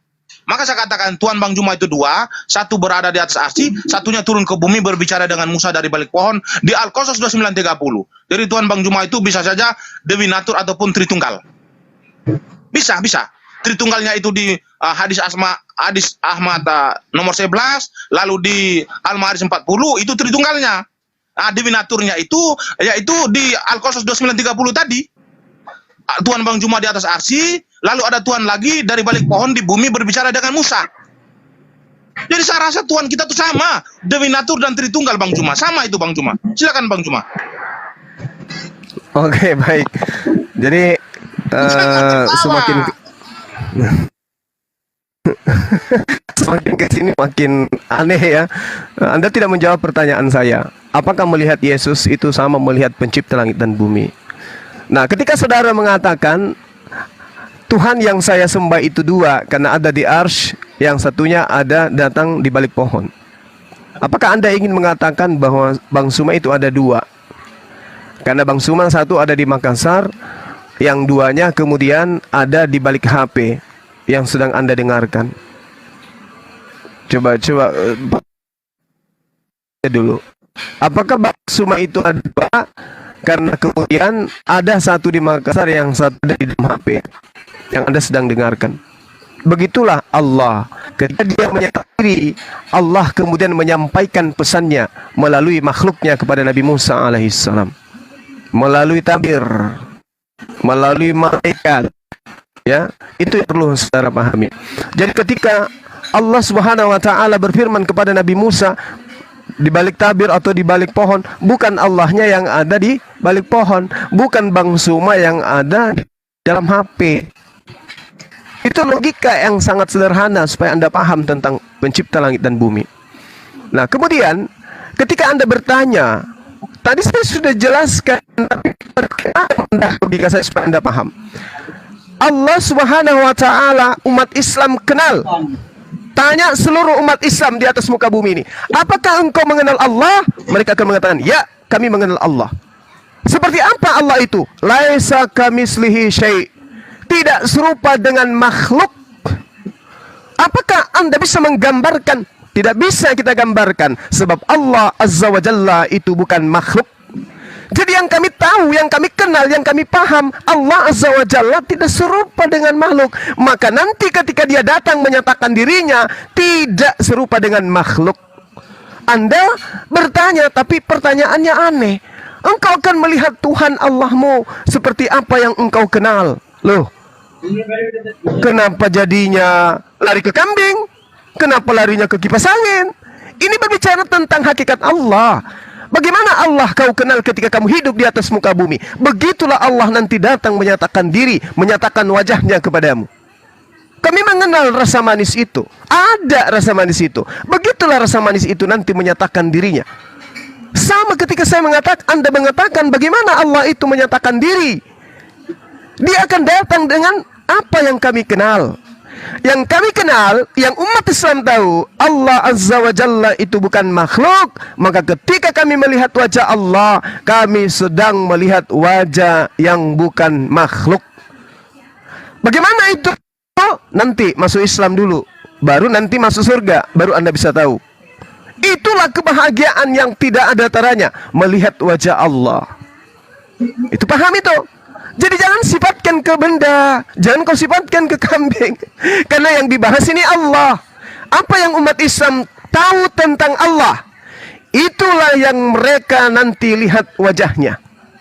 Oh, Allah itu laisa kamitslihi syai'. Kami kenal Allah kami tidak serupa dengan apapun. Kami tahu Tuhan kami maha kuasa, maha perkasa, maha penyayang, maha pengasih, maha bijaksana, maha adil. Maka dia datang menyatakan dirinya seperti yang kami kenal saat ini, yaitu esensi, hakikat yang maha perkasa lagi maha bijaksana. Jangan larinya ke yang tadi tuh, itu kamu ditertawakan umat Islam nanti. Ya, Anda bertanya tentang Allah, tapi Anda menginformasikan mengenai makhluknya, itu keliru. Nah, kembali kepada pertanyaan saudara saya, Meme Bos. Apakah ketika Anda mengatakan Tuhan Anda satu, maka ketika yang satu ini mati menjadi mayat, apakah yang Anda lihat mayatnya itu adalah mayat daripada Sang Pencipta alam semesta yang kalian sebut Bapa? Silakan. Iya, kita harus memberikan apresiasi kepada Bang Juma dengan bertepuk tangan. Oke, saya akan lanjutkan ya. Sebenarnya pertanyaan ini sudah saya jawab dari tadi. Konteks inkarnasi itu sama.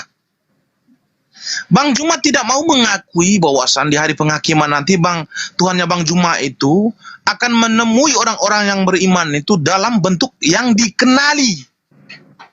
Saya ulangi sekali lagi ya, kepada netizen yang di bawah, kalian harus dengar baik-baik paparan saya. Di dalam ajaran Islam menjelaskan di dalam hadis Bukhari ya, menjelaskan bahwasan di hari penghakiman nanti Tuhan Anda akan datang kepada orang-orang yang beriman itu dalam bentuk yang dikenali. Saya bertanya kepada kalian, bentuk yang kalian kenali ketika kalian berada di bumi apa saja? Tidak mungkin kalian tidak pernah melihat kambing. Tidak mungkin kalian tidak pernah melihat batu. Tidak mungkin, kalian pasti pernah melihat batu ataupun kambing ataupun lain-lain. Nah, Tuhan Anda itu akan berinkarnasi salah satu daripada itu. Contoh, kalau Tuhan Anda berinkarnasi menjadi batu, apakah Anda akan mengatakan Tuhan Anda batu? Kan enggak. Itu dalam konteks inkarnasi di hari penghakiman ketika dia datang menemui kalian sebagai orang yang beriman. Tetapi dia setelah bertemu dengan kalian, dia akan kembali kepada esensinya, yaitu Tuhan yang tidak bisa dijangkau oleh manusia. Itu benar. Sama seperti di dalam Kristen sudah saya jelaskan tadi secara detail, bahwa Tuhan kambing itu secara hakikatnya tidak bisa dijangkau oleh manusia. Tetapi ketika dalam konteks inkarnasi, dia bisa berubah wujud, bisa menjadi manusia. Jadi kalau Bang Juma bertanya, kamu melihat mayat Yesus, apakah kamu melihat Tuhanmu? Tidak, itu dalam konteks inkarnasi. Hijab yang digunakan Tuhan itu adalah tubuh manusia. Tubuh manusia adalah hijab yang digunakan Tuhan. Kalau Tuhan Anda menggunakan hijab pohon ini ya, Tuhan Anda itu berbicara dengan Musa itu menggunakan hijab pohon. Tuhan kami menggunakan hijab manusia. Apakah Musa melihat pohon itu melihat Tuhan? Enggak. Hakikat Tuhan bukan pohon, tetapi hijab yang digunakan Tuhan Anda itu pohon. Tuhan kami menggunakan hijab manusia. Apakah mayat Yesus tergeletak itu adalah Tuhan? Bukan, sudah saya katakan tadi. Saya rasa pertanyaan ini tidak perlu saya tidak perlu saya jawab. Sudah saya jawab dari tadi mau 3-4 kali kok. Kenapa ditanya ulang? Yang harus kita bahas di sini, ketika kita mengangkat sebuah topik bahwasan menyembah kepada Tuhan yang benar menurut Islam dan Kristen itu, nah ini yang harus kita bahas. Berkaitan tentang keesaan sudah selesai, sudah final. Berkaitan tentang inkarnasi sudah selesai. Saya sudah mengkomparasikan semua. Ketika di dalam ajaran Kristen menyatakan bahwasan Tuhan kami itu esa tetapi mempunyai 3 pribadi. Pribadi pertama adalah Bapa, Putra dan Roh Kudus. Putra itu adalah Yesus, Roh Kudus juga adalah Bapa itu sendiri. Lalu saya mengkomparasikan di dalam ajaran Anda tadi di Al-Maris 40 tadi, di hadis Ahmad nomor 11 tadi. Lalu saya mengkomparasikan dengan hadis-hadis yang lain. Tuhan Anda itu hanya punya jari saja, dijelaskan. Itu sudah pribadi yang berbeda. Lalu Tuhan Anda itu dijelaskan hanya punya betis, punya pribadi yang berbeda. Tuhan Anda itu dijelaskan hanya punya mata saja, pribadi yang berbeda. Semuanya digabungkan itu menjadi satu dalam kesahan. Artinya pribadi Tuhan Anda itu punya kaki, pribadi tangan, pribadi betis, pribadi mata, pribadi wajah. Nah, mereka ini satu tidak? Satu. Kalau disatukan. Tetapi kalau tidak disatukan berarti Tuhan Anda hanya punya kaki saja. Kalau tidak disatukan berarti Tuhan Anda hanya punya betis. Kalau tidak disatukan berarti Tuhan Anda itu hanya punya mata, punya wajah saja. Rambut tidak ada. Tetapi kalau disatukan tambah kacau. Rambutnya tidak ada. Saya sudah katakan tadi bahwasan konteks inkarnasi itu sudah saya korelasikan sama, Pak. Sekarang kita kembali kepada topik bahwasan apakah ajaran Bang Juma ataupun ajaran saya itu menyembah kepada Tuhan yang benar. Maka sekarang kita angkat topik ini. Punya siapa ini bisik? ini apa? 100.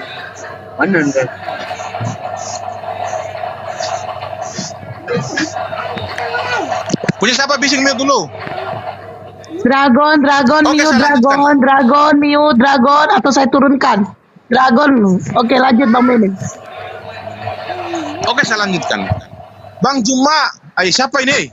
Bang Juma saya lanjutkan. Tolong Bang mute, Juma Bang kemarin Indra dia Mose. putus. Bang Indra Mose, tolong di mute. Bang Indra Mose. Oke lanjut. Saya lanjutkan. Bang Juma ketika berdialog dia selalu menegaskan mustahil Tuhan itu menjadi makhluk. Saya hanya mau mengatakan kepada teman-teman muslim yang ada di sini, debaters Muslim ini mengukur kemahakuasaan Tuhan menggunakan akal dan logika manusia berpikir. Anda mengukur Tuhan, Pak. Anda menyamakan manusia dengan Tuhan. Jadi kalau manusia tidak bisa menjadi kambing, Tuhan juga tidak bisa menjadi manusia. Manusia itu tidak bisa menjadi kambing, tidak bisa menjadi batu karena dia tidak maha kuasa. Tuhan itu maha kuasa. Dia bisa berinkarnasi menjadi apa saja.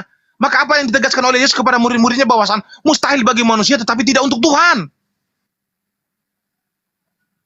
Saya mempertegas sekali lagi ya, bahwasan debaters Muslim yang sedang berdialog di dalam Komal maupun Zoom ini mengukur kemahakuasaan Tuhan Anda dengan menggunakan akal dan logika manusia berpikir. Anda menjengkali Tuhan dengan mengatakan Tuhan tidak akan mungkin menjadi makhluk. Kalau Anda mengatakan Tuhan bukan makhluk, saya setuju. Tetapi kalau Tuhan tidak bisa menjadi makhluk, Anda telah mengukur kemahakuasaan Tuhan Anda sendiri. Tapi Tuhan kami tidak. Kami mengaku Tuhan kami adalah maha kuasa, sehingga Yesus berkata kepada murid-muridnya bahwa mustahil bagi kamu manusia tetapi tidak untuk Tuhan. Bagi kamu manusia, Tuhan tidak akan bisa menjadi manusia, tetapi bagi Tuhan, Tuhan akan bisa menjadi manusia. Maka saya ulang sekali lagi, teman-teman Muslim jangan pernah mengukur kemahakuasaan Tuhan dengan menggunakan akal dan logika manusia berpikir. Manusia bukan absolut, tetapi Tuhan absolut. Manusia bukan absolut, maka dia tidak akan bisa menjadi makhluk. Manusia bukanlah absolut, maka dia tidak akan bisa menjadi kambing ataupun batu, tetapi Tuhan absolut, maka dia bisa menjadi manusia. Itu harus dipaparkan ya. Saya ingin bertanya kepada Bang Juma, Tuhan yang Bang Juma bisa menjadi makhluk atau tidak? Allahu Akbar. Allahu Akbar, Masya Allah. Anda mengatakan Tuhan bisa menjadi makhluk, tetapi ketika saya tanya apakah mayat Yesus itu adalah Tuhan Anda mengatakan bukan. Anda lagi mabuk. Anda bertanya kepada saya, apakah Tuhan Anda bisa menjadi makhluk?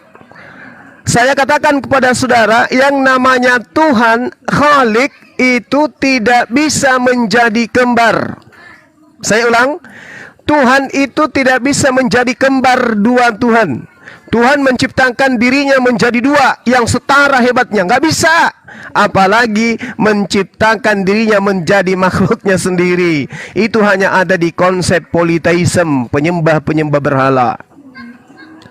Nah coba, Anda akan sama, Anda itu meludah ke atas, jatuhnya tepat di jidat Anda sendiri.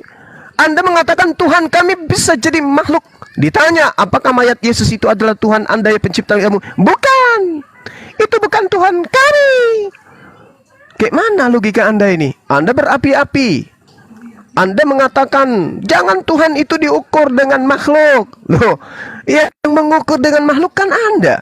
Anda menyatakan Yesus itu adalah Tuhan Anda, sehingga Tuhan Anda satu, yaitu Yesus, yang adalah Bapa itu sendiri. Begitu menjadi mayat, dia langsung ditendang, diingkari. Ini apa namanya? Harusnya Anda mengakui mayat Yesus itu adalah mayat Bapa. Itu baru top, itu baru waras. Ya, coba, Tuhan kami satu, bisa jadi makhluk. Bahkan Anda tadi mengatakan bisa jadi kambing. Ya, cuman Anda plesetkan kembali bisa jadi manusia. Lalu kemudian Anda bertanya, apakah Tuhannya Bang Suma bisa menjadi makhluk? Konyol. Yang namanya Tuhan tidak bisa menjadi bukan Tuhan. Dengan kata lain, Tuhan tidak bisa menjadi makhluk. Makhluk itu bukan Tuhan. Berarti kalau ada Tuhan menjadi makhluk, Tuhan berubah menjadi bukan makhluk. Dan itu di Anda, itu di agama Anda. Makanya Tuhan Anda itu 2, 3. Saya sudah menjelaskan kepada saudara, kami mengenal Allah. Umat Islam itu bersaksi tidak ada Tuhan selain Allah. Maka kami mengenal Tuhan kami satu-satunya Tuhan. Satu-satunya Tuhan yang kami kenal itu, yang laisa kami misli itu, yang bukan makhluk itu, akan kami lihat wajahnya. Wow, betapa bahagianya kami melihat esensi pencipta langit dan bumi yang tidak serupa dengan apapun. Sementara Anda bukan hanya melihat, Tuhan aja menjadi mayat. Tuhan ada menjadi makhluk, di nonotnya dipotong, bibirnya netek. Itu Tuhan Anda tuh, jangan Anda ingkari. Jangan giliran membangkitkan Lazarus, wah itu Tuhan kami. Giliran menjadi mayat, itu bukan Tuhan kami. Wow, keren. Jadi saudara, saya tidak perlu menggunakan ilmu makrifat untuk menjelaskan hal ini kepada saudara. Saya hanya ingin mengatakan kepada saudara saya, Meme Bos, Tuhan itu bukan makhluk. dan tidak bisa menjadi makhluk. Tuhan itu tidak bisa berhenti menjadi Tuhan. Tuhan itu tidak bisa menjadi kembar Tuhan, apalagi merendahkan dirinya, mengosongkan kemahakuasaannya, menjadi mayat. Nggak bisa. Itu hanya disifati ajaran paganisme. Makanya Yahudi tidak pernah menganggap Kristen sebagai agama penerus mereka, nggak pernah. Karena kenapa? Konsep Kristen itu konsep batil, penyembah terhadap manusia yang pernah menjadi tumbal oleh Bani Israel bersama dengan orang Romawi. Jadi pertanyaan Anda itu geli saya mendengarkan. Apakah Tuhan Bang Suma bisa menjadi makhluk? Itu bukan Tuhan. Yang bisa menjadi makhluk itu dewa-dewa atau malaikat atau orang yang punya ilmu hitam, misalnya yang dipercaya oleh orang-orang kita. Ada manusia bisa inkarnasi menjadi babi. Nah itu. Tapi kalau Tuhan inkarnasi atau menjelma menjadi makhluk itu nggak bisa. Kenapa? Allah itu maha kuasa. Kemahakuasaannya tidak bisa hilang dari dirinya, sehingga dia tidak bisa menjadi tidak maha kuasa. Tengok Tuhan Anda menjadi mayat. Apakah dia maha kuasa ketika dia menjadi mayat? Tidak. Kenapa demikian? Karena Tuhan Anda itu bukan Tuhan yang sebenarnya. Itu Tuhan-Tuhanan yang dilantik oleh orang Farisi, yang dijual ke Romawi dan Yunani, dan Anda ikuti. Oke? Ingat pertanyaan saya, Anda sudah mengakui mayat Yesus bukan Tuhan. Berarti Yesus bukan Tuhan. Tetapi Anda tuhankan. Berarti Tuhan Anda dua, beda dengan kami. Cuman atu Tuhan kami. Tidak bisa ditambah, tidak bisa dikurangi. Demikian. Iya, terima kasih sekali paparan Bang Juma, sangat bagus. Oke, saya lanjutkan ya. Anda mengatakan Tuhan kami itu mustahil menjadi makhluk.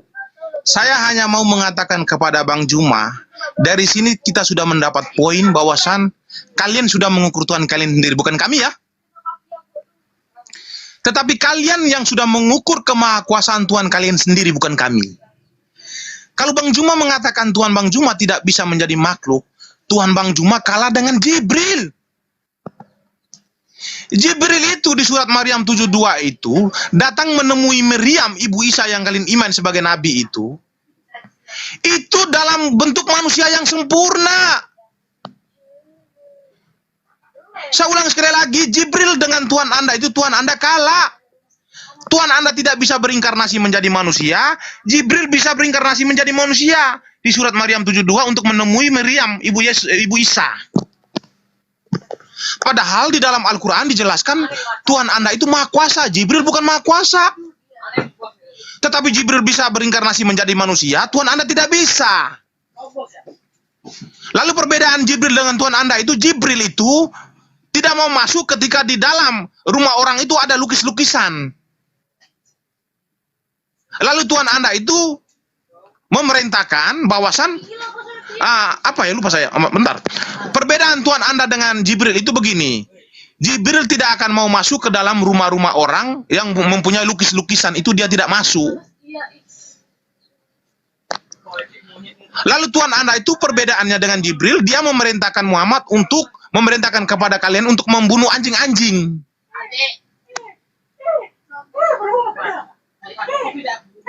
Nah, itu perbedaan antara Jibril dengan Tuhan Anda. Tetapi lebih hebat di sini adalah Jibril. Jibril itu bisa berinkarnasi menjadi manusia. Tuhan kami bisa berinkarnasi menjadi manusia. Berarti yang setara di sini, yang maha kuasa itu Jibril dengan Tuhan kami. Tuhan Anda tidak maha kuasa.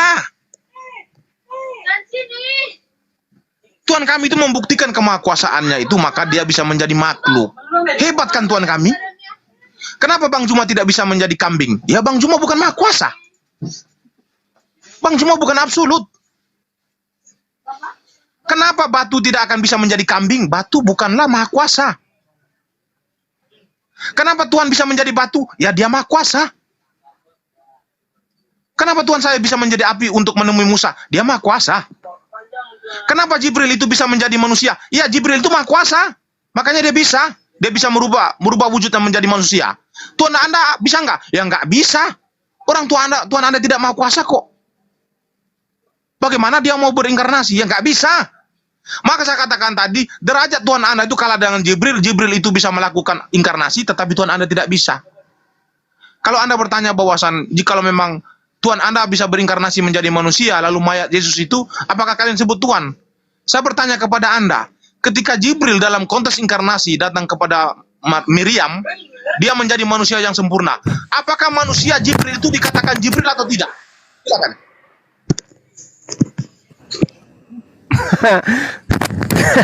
Bang, bentar bang, saya ketawa dulu. Iya baik, sorry ya saudara Meme. Jadi, Waalaikumsalam warahmatullahi wabarakatuh. Jadi gini saudara Meme, Anda mengatakan Tuhan kami tidak bisa diukur. Camkan pernyataan saya ini. Tuhan Anda jangankan bisa diukur, dibunuh pun bisa. Ya, apanya Tuhan Anda yang tidak bisa diukur? Nopnya bisa, kakinya bisa, tangannya bisa, kuburannya bisa, bajunya bisa, semua bisa diukur. Mohon maaf ini, mohon maaf. Tuhan Anda itulah yang bisa diukur. Ajalnya pas 33 tahun. Bayinya dia netek di ibunya. 9 bulan dalam kandungan ibu. Tuhan Anda itu bisa diukur. Coba hidup sampai zaman sekarang, kubelikan sepatu ukuran 38 atau 48. Apapun itu di Tuhan Anda bisa diukur. Jangan katakan itu. Tuhan kamilah yang tidak bisa diukur. Makanya dikatakan laisa kamislihi syai'. Tidak serupa dengan apapun. Kayak mana Anda bisa kemudian mengukur Tuhan kami? Ayo, apanya yang Anda bisa ukur? Bisa. Apanya? Enggak bisa. Karena Tuhan kami itu meliputi segala apa yang ada. Anda enggak bisa. Kalau Tuhan Anda, ya mohon maaf, itu yang saya katakan tadi. Kemudian Anda lucu-lucuan mengatakan Jibril lebih hebat dari Allah. Jibril bisa menjelma menjadi manusia, Allah tidak.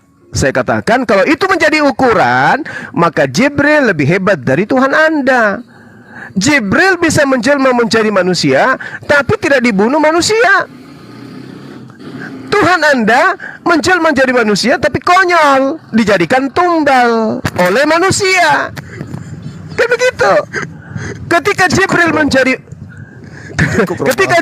menjadi manusia, tetap aja Jibril. Dia tidak berubah kemudian mengatakan bahwa saya adalah manusia, tidak. Dia Jibril dalam wujud manusia. Dia tetap Jibril dalam wujud manusia. Dia tidak mengatakan, aku tidak dapat berbuat apa-apa karena aku sudah menjadi manusia. Tadinya aku Jibril loh, tapi karena aku bukan lagi Jibril, aku manusia, aku tidak bisa. Nggak bisa kayak gitu. Jibril bisa menjelma berubah kembali menjadi manusia. Dengan kuasa apa? Dengan kuasa Allah. Allah yang memberikan potensi kepada dia untuk melakukan itu. Qala innama ana rasul rabbiki li'ahabalaki gulaman zakiyan. Allah subhanahu wa ta'ala mengutus Jibril agar Maryam tidak takut. Maka Allah merubah wujud Jibril menjadi manusia. Lalu dia mengatakan, wahai Maryam, aku ini adalah utusan Tuhanmu untuk menyampaikan akan terciptanya seorang manusia dari rahimmu, yaitu laki-laki yang suci. Selesai. Sedangkan Tuhan kami diterangkan di dalam Al-Quran jelas sekali. Tuhan kami itu sibuk mengurus makhluknya. Dia kemudian tidak memiliki kelelahan, tidak istirahat, dia mengurus makhluknya. Allahu la ilaha illa huwal hayyul qayyum. Jadi Tuhan tidak bisa menjadi makhluk. Kenapa? Tuhan itu maha kuasa, maha perkasa, maha mengurus makhluknya. Bayangkan ketika Tuhan menjadi makhluk, hidup di Israel, di penjara dia, di bawah tanah, di dalam goa dan seterusnya. Lalu siapa yang mengurus alam semesta bagian timur? Ufuk barat siapa yang ngurus? Tumbuh-tumbuhan siapa yang ngurus? Ikan di laut, di samudra luas siapa yang ngurus?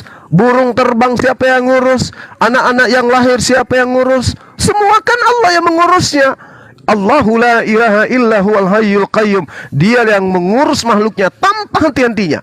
Sejak ia menciptakan makhluknya sampai nanti di hari kiamat, bahkan sampai selama-lamanya, Allah yang maha perkasa ini dengan keperkasaannya mengurus semua makhluknya.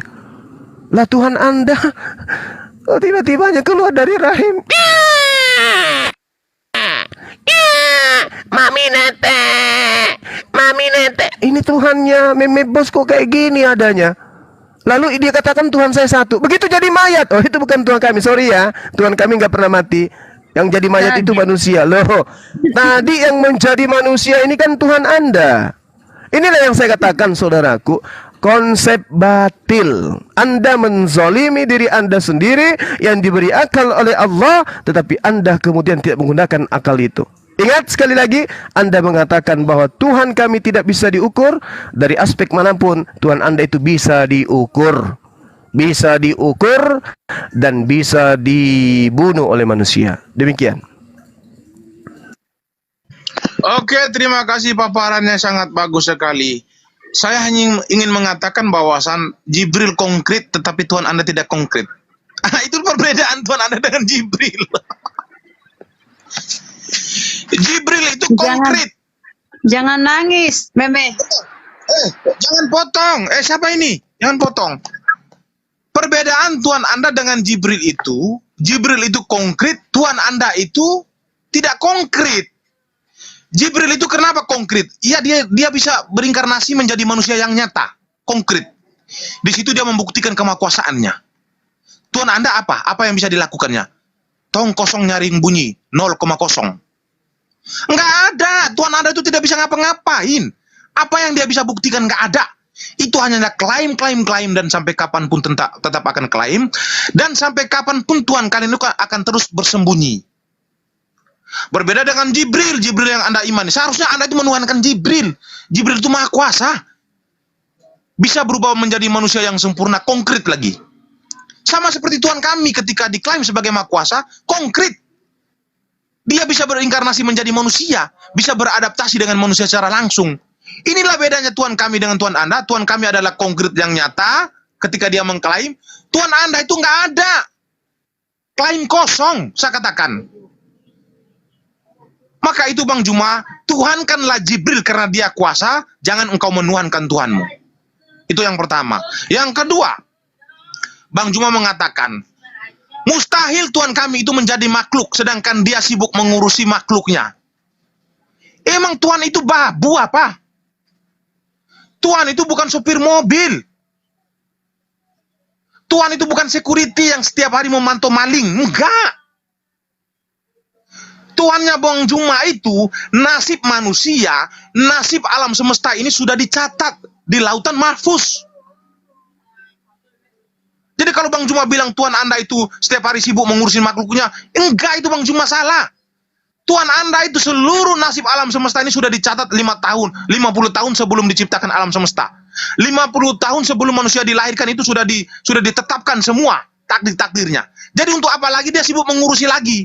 Untuk apa lagi dia mengkonsepkan lagi? Nggak ada gunanya lagi. Sudah dikonsepkan semua. Anda menyamakan Tuhan Anda itu dengan supir mobil. Jadi Tuhan Anda itu tidak mungkin menjadi makhluk karena dia sibuk mengurusi makhluknya. Babu ya. Tuhan bukan babu Bang Juma. Tuhan bukan security yang sibuk mengurus ataupun menjagai rumah bosnya. Enggak.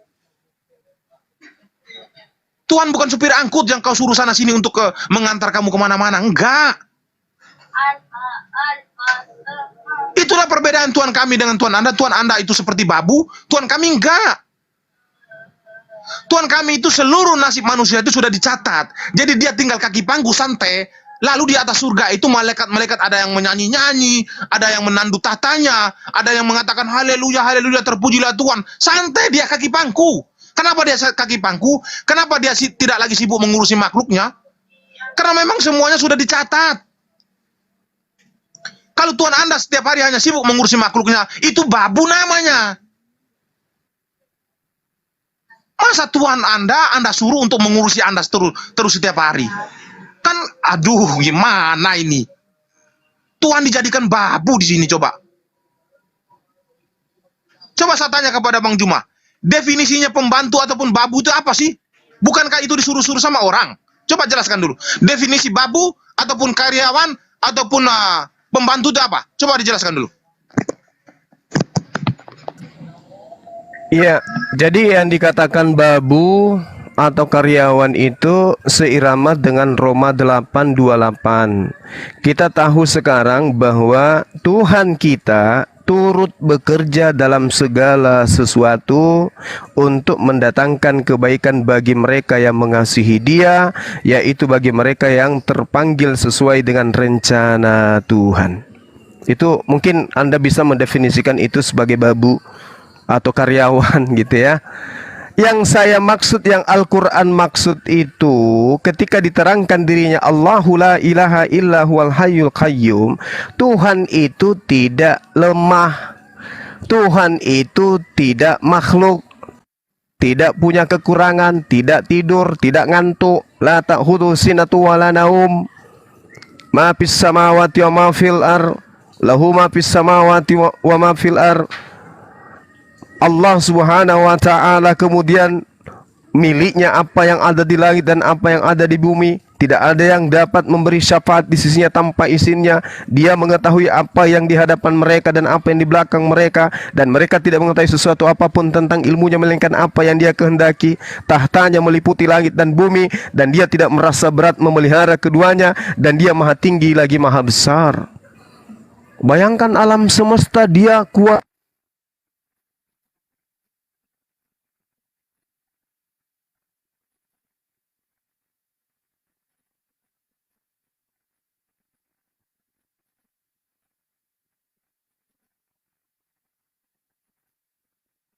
Ini ya, laksana saya mengurus perusahaan saya. Apakah saya harus turun bekerja? Tidak. Saya tinggal mengatur semuanya. Saya tinggal mengatur semuanya. Saya sudah sampaikan kepada semuanya. Makanya Allah menciptakan sesuai dengan kodratnya masing-masing, berjalan dengan fitrah, hukum alam. Itulah yang disebut Allah Azza wa Jalla Subhanahu wa ta'ala. Tidak sama seperti Tuhan Anda. Musim buah ara aja Dia nggak tahu, berarti Dia tidak bisa ngurus alam semesta ini. Ya, kiamat tidak ngerti tentang pengurusan alam semesta. Tuhan saya maha tahu, Tuhan saya maha mengetahui, maha melihat. Mengurus artinya Dia mengetahui semua aspek apa yang dibutuhkan oleh makhluknya. Mengurus maksudnya adalah pengetahuannya tentang apapun di luar dirinya itu Dia sudah tamat, Dia sudah pahami, Dia sudah ngerti, Dia sudah tahu. Meliputi pengetahuannya itu apa yang ada di langit dan apa yang di bumi. Karena Dia bukan makhluk, maka Dia melakukan apapun tidak pernah lemah, tidak pernah capek. Coba Tuhan Anda pada hari ke-7 Tuhan beristirahat. Anda tahu sehari bagi Tuhan itu 1000 tahun bagi alam semesta ini. Jadi semesta karena Tuhannya istirahat. Apakah Anda ingin mengatakan seperti itu? Sementara Tuhan kami Allahu la ilaha illa huwal hayyul qayyum. Ingat sekali lagi saudaraku, Bang, suaranya tadi hilang Bang sedikit Bang. Jadi kurang jelas Abang ngomong apa. Suara Bang Juma tadi hilang. Bang Juma, suaranya hilang Bang. ya Anda istilah Jibril utusan Allah. Dia datang membawa Al-Quran, istilah dengan izin Allah. Bang Juma itu tolong diulang Bang, suara Abang hilang agak lama. Iya. Oke, cek Udah. suara saya. Nah, ada sekitar 3 menit hilang suara Abang. Oh, 3 menit lama kali. Iya, lama. Jadi ketika saudara mengatakan Tuhankanlah malaikat Jibril, itu nggak mungkin. Kenapa? Malaikat Jibril itu hanyalah utusan Allah. Bismillahirrahmanirrahim. Qul man kana aduwwan li Jibril fa innahu nazzalahu ala qalbika biiznillah. Dan memang Jibril itu adalah Roh Kudus. Andalah yang mempertuhankan Roh Kudus. Kami tidak. Jibril kami tidak tuhankan, karena dia hanya utusan Tuhan kami, yaitu Allah Azza wa Jalla. Lalu kemudian saya sudah menjelaskan Tuhan mengurus makhluknya. Apakah itu adalah babu? Tidak. Justru karena Dia maha kuasa, maka semua aspek yang ada pada dirinya itu itu meliputi segala apa yang ada di langit dan apa yang ada di bumi. Itu maksudnya mengurus. Tidak ada sesuatu yang lepas dari untaian yang lepas daripada penglihatan daripada Allah, pengetahuan daripada Allah. Tidak ada yang bisa lepas dari pengetahuan Allah. Semua di dalam kuasa Allah. Sedangkan ketika Anda berbicara tentang kuasa yang ada dalam kitab saudara, dikatakan bahwasanya pada hari ke-7 Tuhan istirahat. Hari ke-7, 1 hari bagi Tuhan, 1000 tahun bagi alam semesta. Berarti alam semesta 1000 tahun lamanya Tuhannya tertidur, Tuhannya istirahat. Kalau Tuhan kami, Allahu la ilaha illa huwal hayyul qayyum, Dia tidak pernah berhenti, Dia selalu mengintai ciptaannya, mengurus ciptaannya dan semuanya. Itu bukan babu, itu karena Dia maha kuasa. Kalau Allah itu istirahat, berhenti menjadi Tuhan pencipta langit dan bumi, istirahat Dia, maka siapa yang kemudian menurunkan hujan? Siapa yang kemudian mengatur semua alam semesta ini? Siapa? Tidak ada yang bisa mengurus alam semesta ini, nggak ada.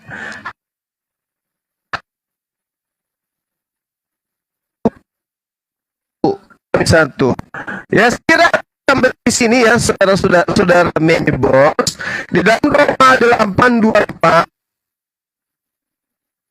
kita bekerja dan segala sesuatu untuk mendatangkan kebaikan bagi mereka yang mengasihi Dia, yaitu bagi mereka yang terpanggil sesuai dengan rencana Tuhan. Tuhan Anda bekerja sampai hari ini.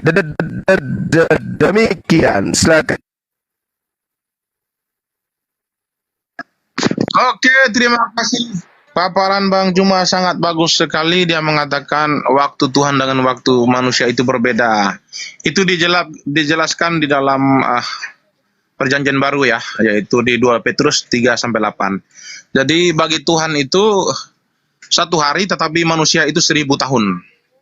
Jadi ketika Yesus turun ke dunia 33 tahun, berarti kalau kita kalikan, berarti Yesus berada di bumi tidak sampai 1 menit. Apakah Tuhan meninggalkan tahtanya 1 menit? Apakah alam semesta ini akan kiamat? Tidak mungkin. Tuhan itu maha kuasa. Segala sesuatu itu sudah diatur oleh Tuhan kami. Semuanya sudah dirancang. Maka Tuhan kami mengatakan begini, rancanganku bukanlah rancanganmu. Artinya segala sesuatu itu sudah dirancang oleh Tuhan kami. Jadi kalau Tuhan kami sudah merancang segala sesuatu, mulai dari penciptaan sampai di hari kiamat, setelah Dia merancang itu, lalu Dia mau pergi kemana-mana, itu suka-suka Dia. Makanya Tuhan kami itu disebut Maha Hadir. Di dalam Yesaya menjelaskan Tuhan kami itu Maha Hadir. Yesaya mengatakan begini, Tuhan, aku menghadapkan wajahku ke utara, kamu ada di sana. Aku menghadapkan wajahku ke atas, kau di atas. Aku menghadapkan wajahku ke timur, kau ada di timur. Itulah yang disebut Tuhan Maha Hadir. Tuhan itu hadir di mana-mana. Tuhan itu bisa berbicara dengan manusia, berbicara dengan manusia yang sedang berada di Amerika, berbicara dengan manusia sedang berada di Eropa ataupun Arab. Dalam waktu yang bersamaan itu bisa. Jangan Bang cuma tafsirkan bahwasan ketika Tuhan berbicara dengan seseorang di Amerika, lalu berbicara dengan seorang di Indonesia ataupun di Arab, dalam waktu yang bersamaan itu Tuhan, Bang cuma mengatakan Tuhan itu ada 3 atau 4. Enggak. Itulah sama seperti Tuhan kami. Tuhan kami itu disebut Maha Hadir. Kenapa? Dia bisa berada di mana-mana. Dia bisa berbicara dengan siapapun dalam waktu yang bersamaan. Bisa. Makanya Tuhan kami disebut 3 pribadi. 3 pribadi dalam konteks kontribusi. Tuhan Anda tidak akan bisa berkontribusi karena Tuhan Anda tidak maha kuasa. Yang maha kuasa itu Jibril. Kalau Tuhan Anda itu maha kuasa, apa yang bisa sudah dilakukan Tuhan Anda yang disaksikan banyak orang? Tong kosong nyaring bunyi, Pak.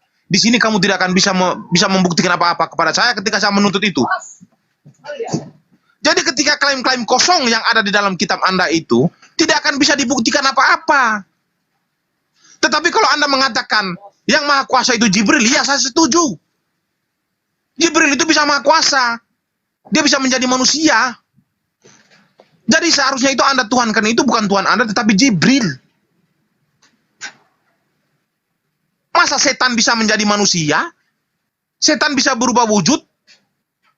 Tuhan Anda tidak bisa. Di mana kemahakuasaannya?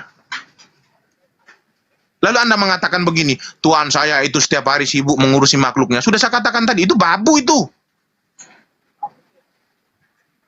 Tuhan itu segala sesuatu sudah dikonsepkan semua. Ketika Tuhan sedang berada di bumi untuk berbicara dengan nabi-nabinya, apakah alam semesta akan hancur? Enggak, sudah dikonsepkan. Tanpa dikonsepkan pun, Tuhan itu sudah bisa mengatakan hanya dengan mengatakan kun fayakun, selesai. Jadi janganlah pernah menyamakan Tuhan itu seperti babu yang setiap hari itu sibuk mengurusi. Jangan, beda itu. Manusia dengan Tuhan itu berbeda. Tuhan sudah mengkonsepkan segala sesuatu, tetapi manusia tidak. Manusia bisa mengkonsepkan cerita, tetapi tidak absolut. Tuhan itu absolut. Ketika dia mengkonsepkan segala sesuatu itu absolut.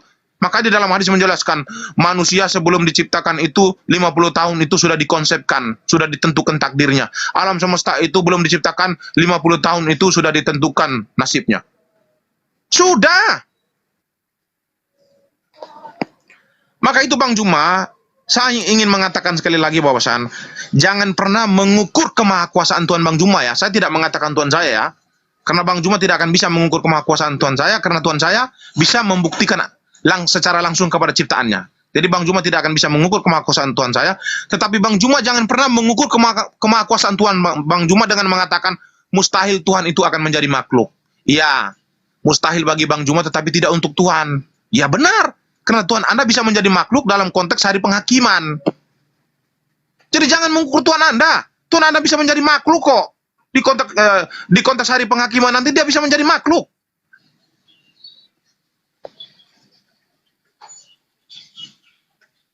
Sekali ingin mengatakan kepada Anda bahwa jangan pernah mengukur kemahakuasaan Tuhan dengan menggunakan kemampuan akal dan logika manusia berpikir, karena manusia bukan absolut tetapi Tuhan absolut. Manusia tidak akan bisa menjadi monyet tetapi Tuhan bisa menjadi manusia. Kenapa? Karena manusia bukan maha kuasa tetapi Tuhan maha kuasa. Tuhan kami adalah Tuhan yang maha kuasa, bisa menjadi manusia, bisa menjadi awan, bisa menjadi api untuk mendekatkan dirinya kepada makhluknya. Tapi Tuhan Anda tidak bisa. Tuhan Anda klaim kosong, tidak akan bisa membuktikan apa-apa, maka Tuhan akanlah Jibril sebagai Tuhan karena dia bisa berinkarnasi menjadi manusia. Silakan Bang Juma.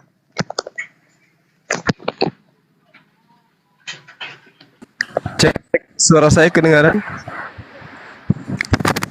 Cek, Bagus bang, cek, bagus, cek, bagus, cek, bagus bang, bagus bang. Kedengaran. cek. Oke, Kedengaran.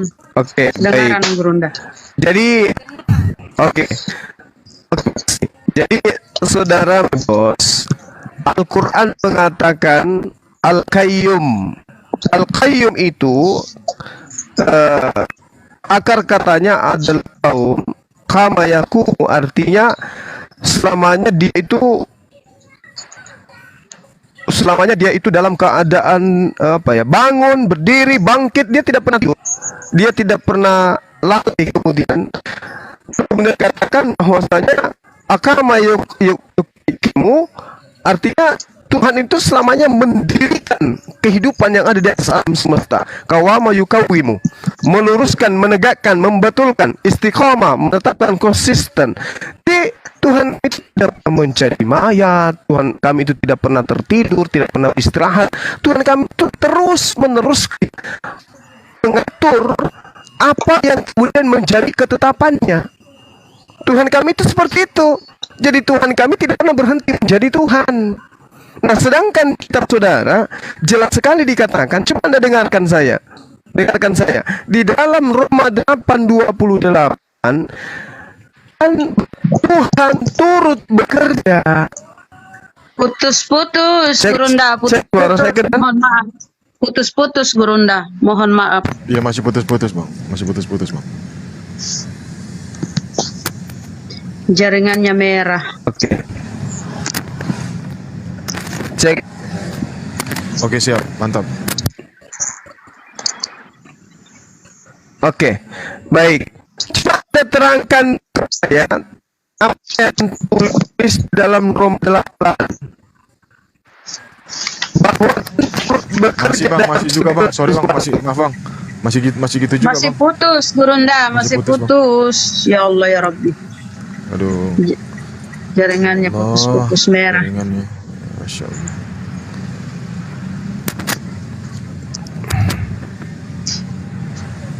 cek. Ya, mantap, Nah, ini, mantap. ya, Bagus. ya, siap. Bagus. Lanjut Gurunda. Oke. Oke, jadi saya sudah menjelaskan kepada saudara bahwa hakikat Tuhan itu yang namanya Khalik itu sudah pasti dia terjaga. Maksud daripada mengurus itu dia terjaga, dia mengetahui, dia mendengarkan, dia melihat segala aspek dari ciptaannya.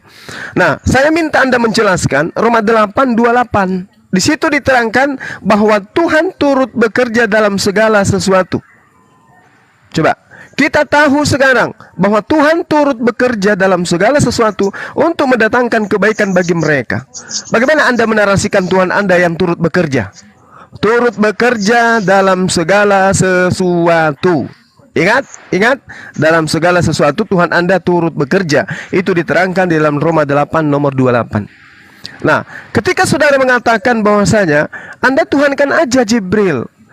Nah, inilah yang saya katakan Anda itu menggelikan. Jibril itu utusan Tuhan kami. Anda mengatakan klaim dan klaim. Namanya Tuhan harus begitu. Kan sudah kuterangkan sama saudara. Laisa kamitslihi syai'. Tuhan itu tidak serupa. Sehingga apa yang Anda lihat itu adalah karya Tuhan. Tuhan menyatakan dirinya melalui makhluknya. Anda ketika ditanya apakah Yesus itu adalah Tuhan Anda, pada saat dia membangkitkan orang mati, ya itu adalah Tuhan. Siapa yang melihat aku? Itu siapa yang melihat aku? Dia melihat Bapa. Ketika dia menjadi mayat, apakah dia juga Bapa? Anda mengatakan tidak. Jadi gimana tuh? Ya. Oke, sorry. Silakan diambil dulu Dinda yang lain. Saya ada tamu ini. Bentar ya. Udah ya.